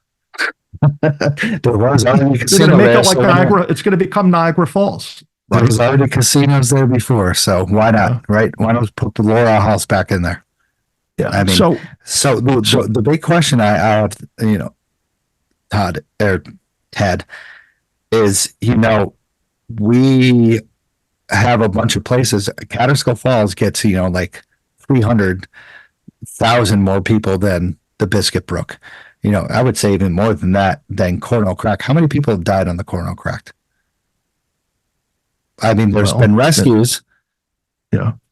But that's, but that hasn't so been crazy. in my mind is the overuse of Kaaterskill Falls. And this is I'm just throwing this out there for the sake of debate. This is not necessarily what I think, right?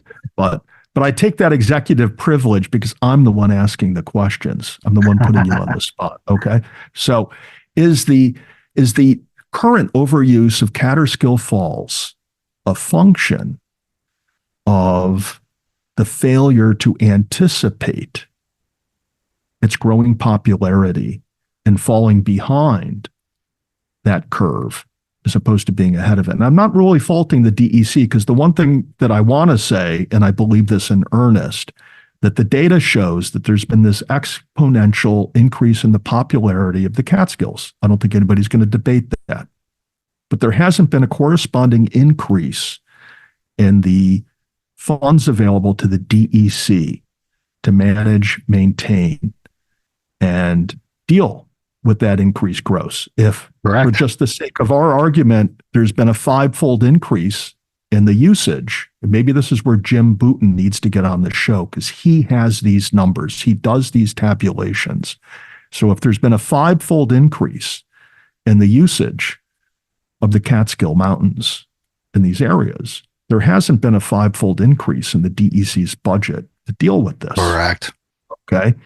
And there's been a disproportionate increase in certain areas, much of which based upon their social media popularity and their accessibility. And does that warrant the DEC making these areas more accessible, more urbanized or tame, as opposed to pumping the brakes on access and going to an all-out permitting system? Just like some places, like they already do this at Blue Hole, even though they're making a ton of improvements over there, making it kind of like a county park. Okay, but they still are only letting so many people go there a day. What if you had to sign up 2 weeks in advance to go to Kaaterskill Falls on a weekend? That would certainly curtail the usage. Mm-hmm. And the DEC could control the number of people and presumably then not have to deal with the level of foot traffic that was far in excess of what more natural trails, as opposed to having trails that are made of non-native material. Rock and stone and stuff. Yeah, or concrete, wood, lumber, that they could go back to something that's more in keeping with the natural surrounds. And they could simply do that by cutting the usage by 60%. Are you in favor of limiting access to the Catskills because of overuse? That's where I'm going with this. Long pause, gazing look up into the sky to get the answers from above. He's pulling down the Camp Catskill cap, thinking about this, limiting access to the Catskill Park. So I think it all goes upon, accessibility. You have places up in the Whites, you have places in the Gunks that have areas that you can make massive parking areas. And up here in the Catskills, the shape of our areas, you can some places, but as in terms of Kaaterskill Falls, we've already done that, and now we're kind of limited to where we can go from the top and not the bottom. Like it's Stosh, you're saying that, and you know what I'm thinking? It's time to get a bigger bus. I mean, it is. I'm going to put the parking lot up in Tannersville, and I'm just driving instead. I think they have 2 or 3 trolleys they run through the cove in the summer, right? Kaaterskill trolley, yeah. Yeah. Yeah. I'm going to add 2 more. And when that's not enough, I'm going to get 2 more buses or trolleys. And I'm going to get the extended version. And I'm going to have the one that I sell cocktails on, right? So and noisemakers for the little kids.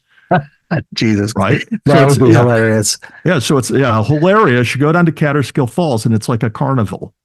So I'm only joking, but that's so my point, and this is what I started off saying, and I'm going to bring this full circle to you for you folks, and that is these are some of the things you ought to be thinking about, whether when you're driving up to the Catskills, you're hiking around the Catskills, you're on your way home saying, wow, that was really, really cool.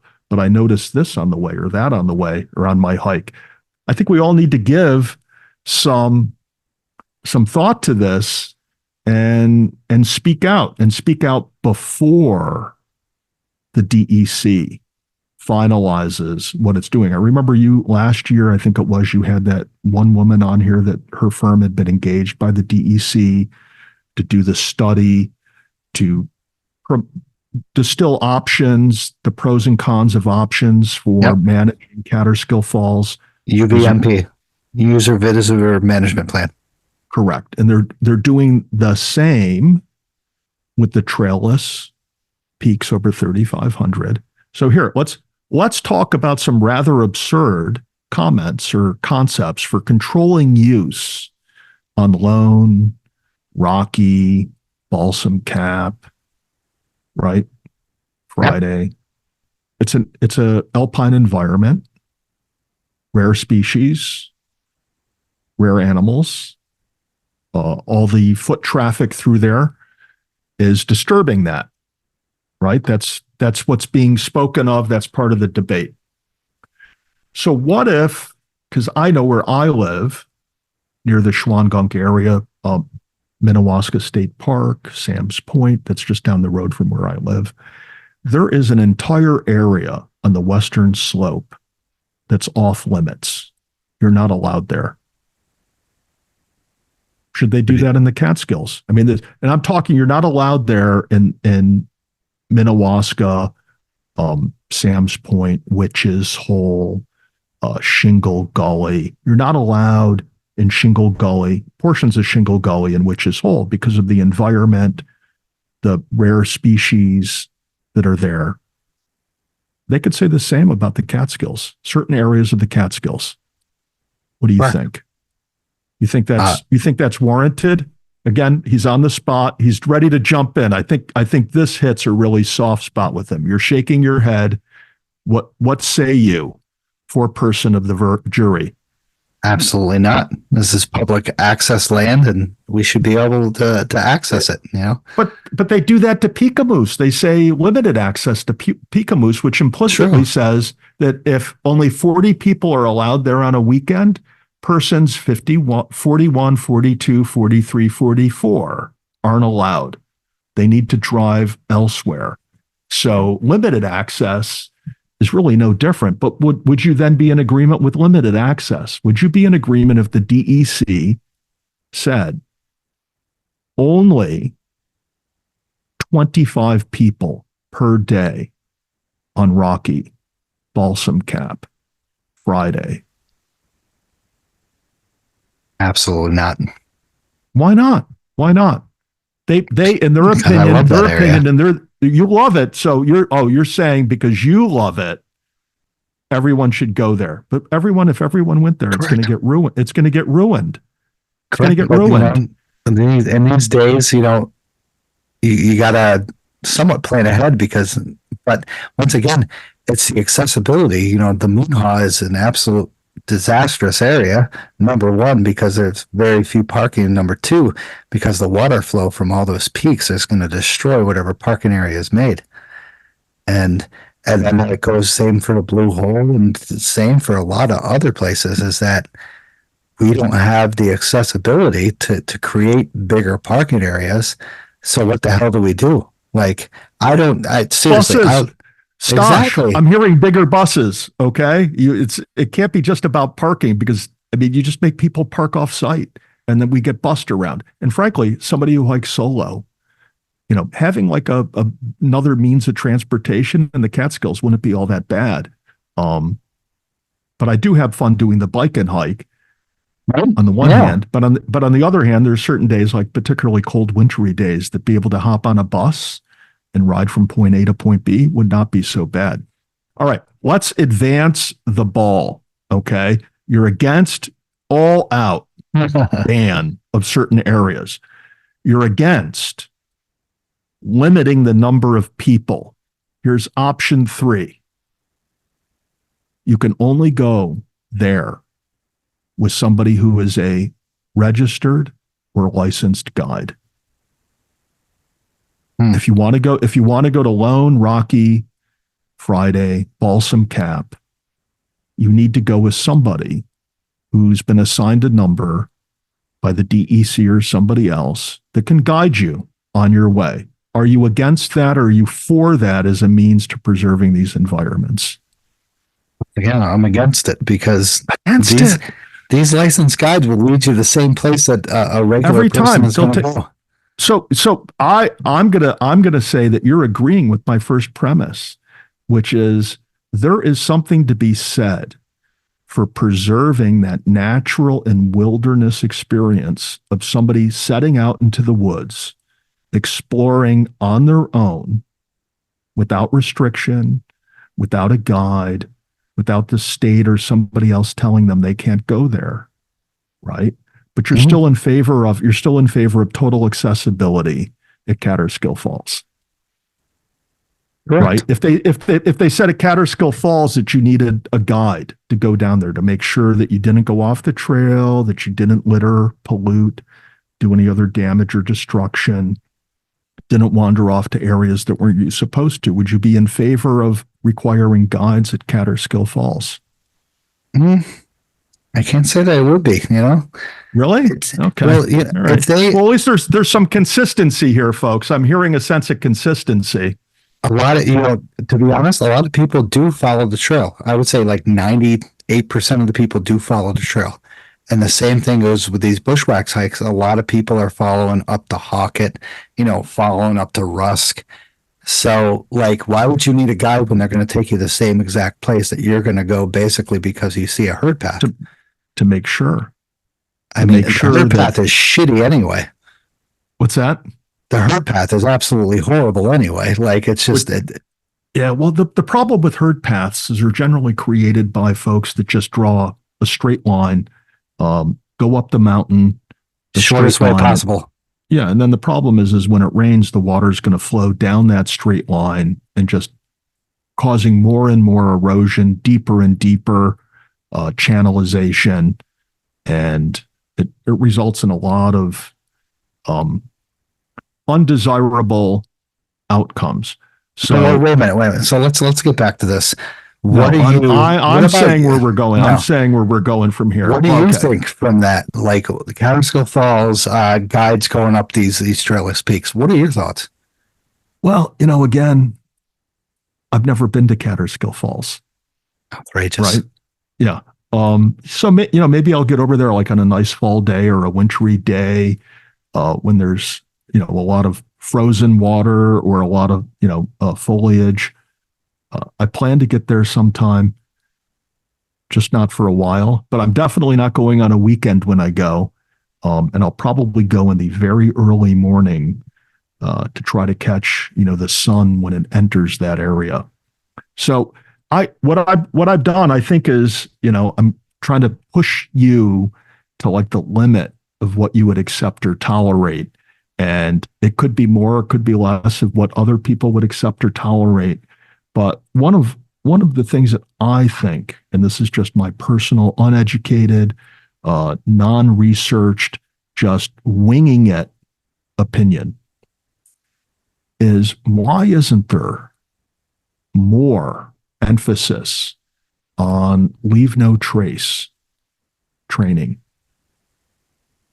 Correct. Why? See, and I don't mean to be particularly critical of anyone. And I'm just, like I said, I'm not saying one opinion is right and the other's wrong. I'm just throwing this out there for the sake of debate and And through the course of debate, hopefully, we reach the right outcome. But one of the things I've wondered is, why is it that you have like the Catskill 3500 Club, the Adirondack Club, the American Mountain Club, with their lists? You hike the mountains on the list, you get a patch. Why don't they require, in addition to hiking those mountains, that you complete some level of leave no trace training?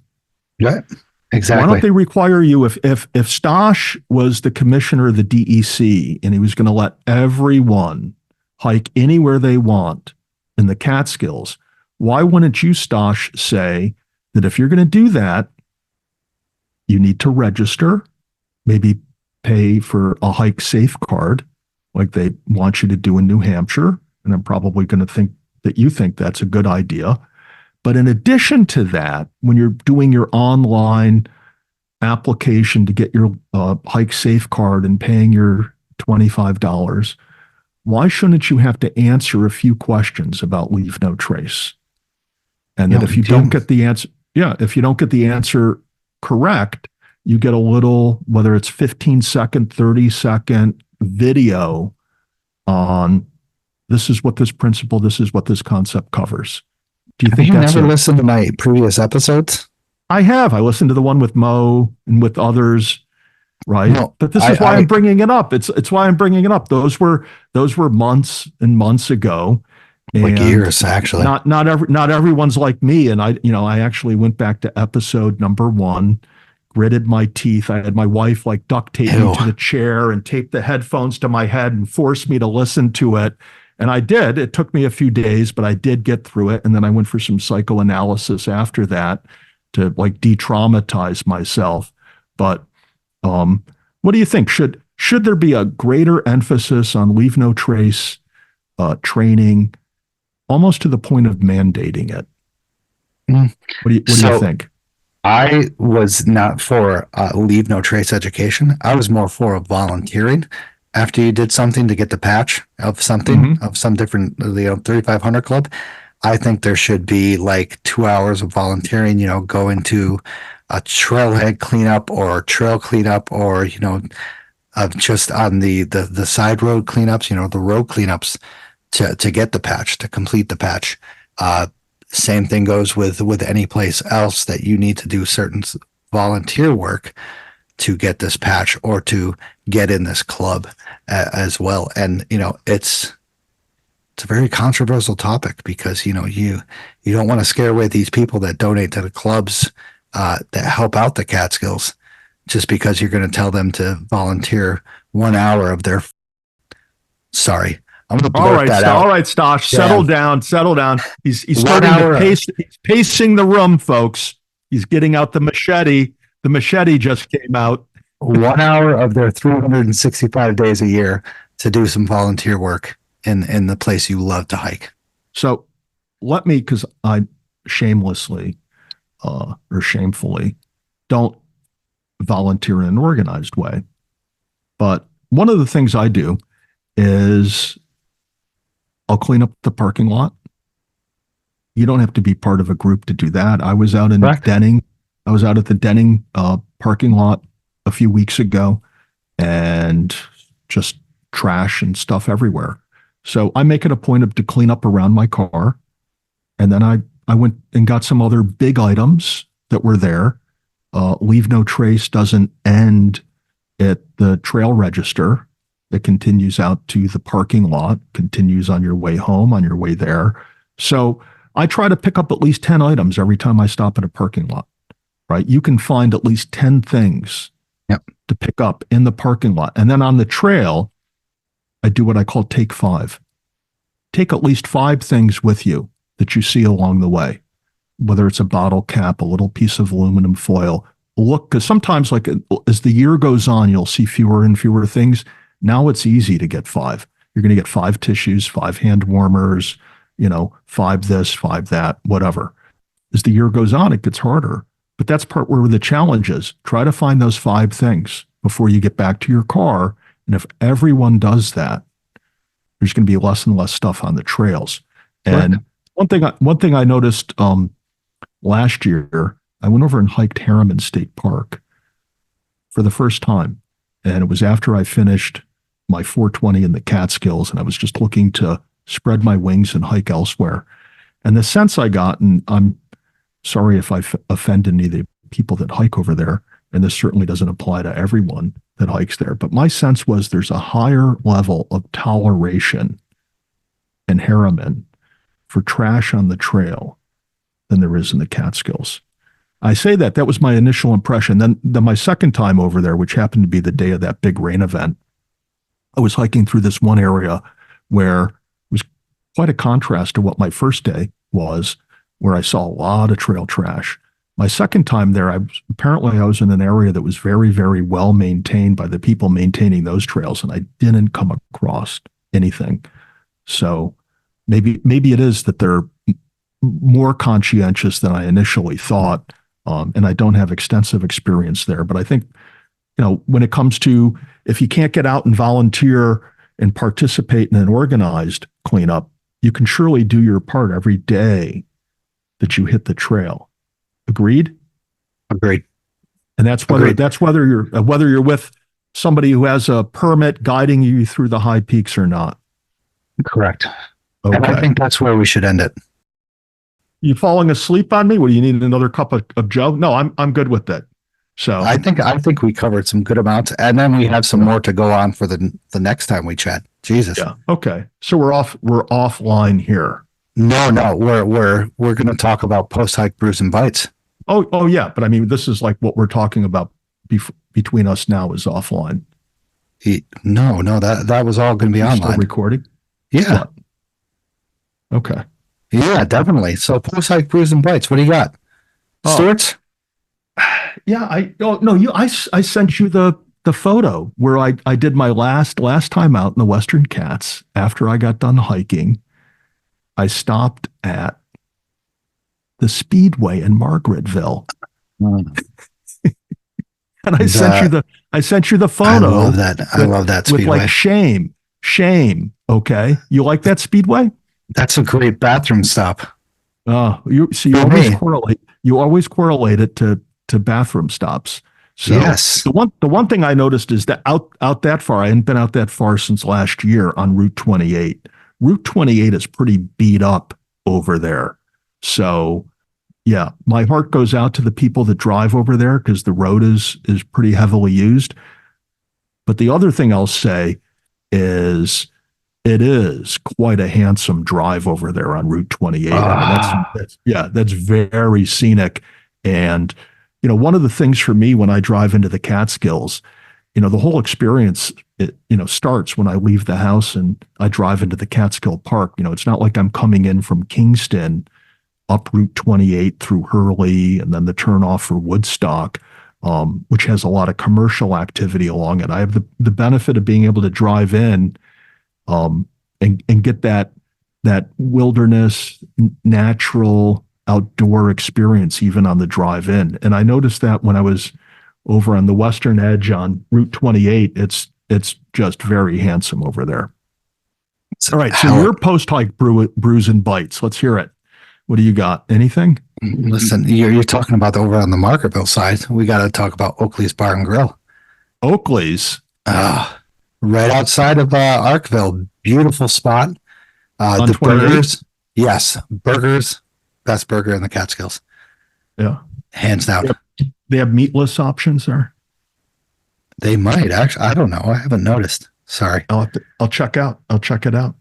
Hell yeah. Great place to have some drinks too. But yeah, all right, so we wrapping it up. My coffee cup is almost empty. I'm gonna have to get a refill. Wrapping it up. So hour number 3. Yes. I need another cup. Yes. So once again, thank you to the monthly supporters and monthly sponsors. Really appreciate you guys donating to the show and helping out the show. Everybody who has donated, really appreciate it.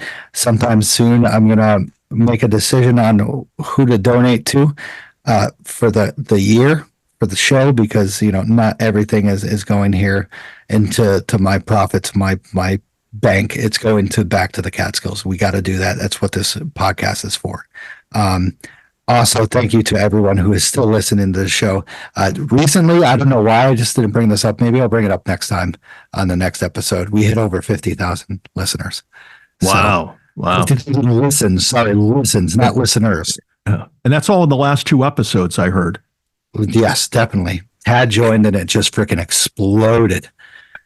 Good Lord. I can't even just be like, wow, I'm going to be famous. Joe Rogan stuff right now. Always going to be asking your talent agent has been busy. We'll just say that. Grinding me questions and stuff, just like he did tonight. But also, once again, thank you for everyone who has listened. Tad, thank you for joining me tonight. Hope you had a good time. I'll get back to you on that. Always. All right. Have a good night, Tad. Stosh, you as well, buddy. Happy Easter. Yeah, happy Easter to you too.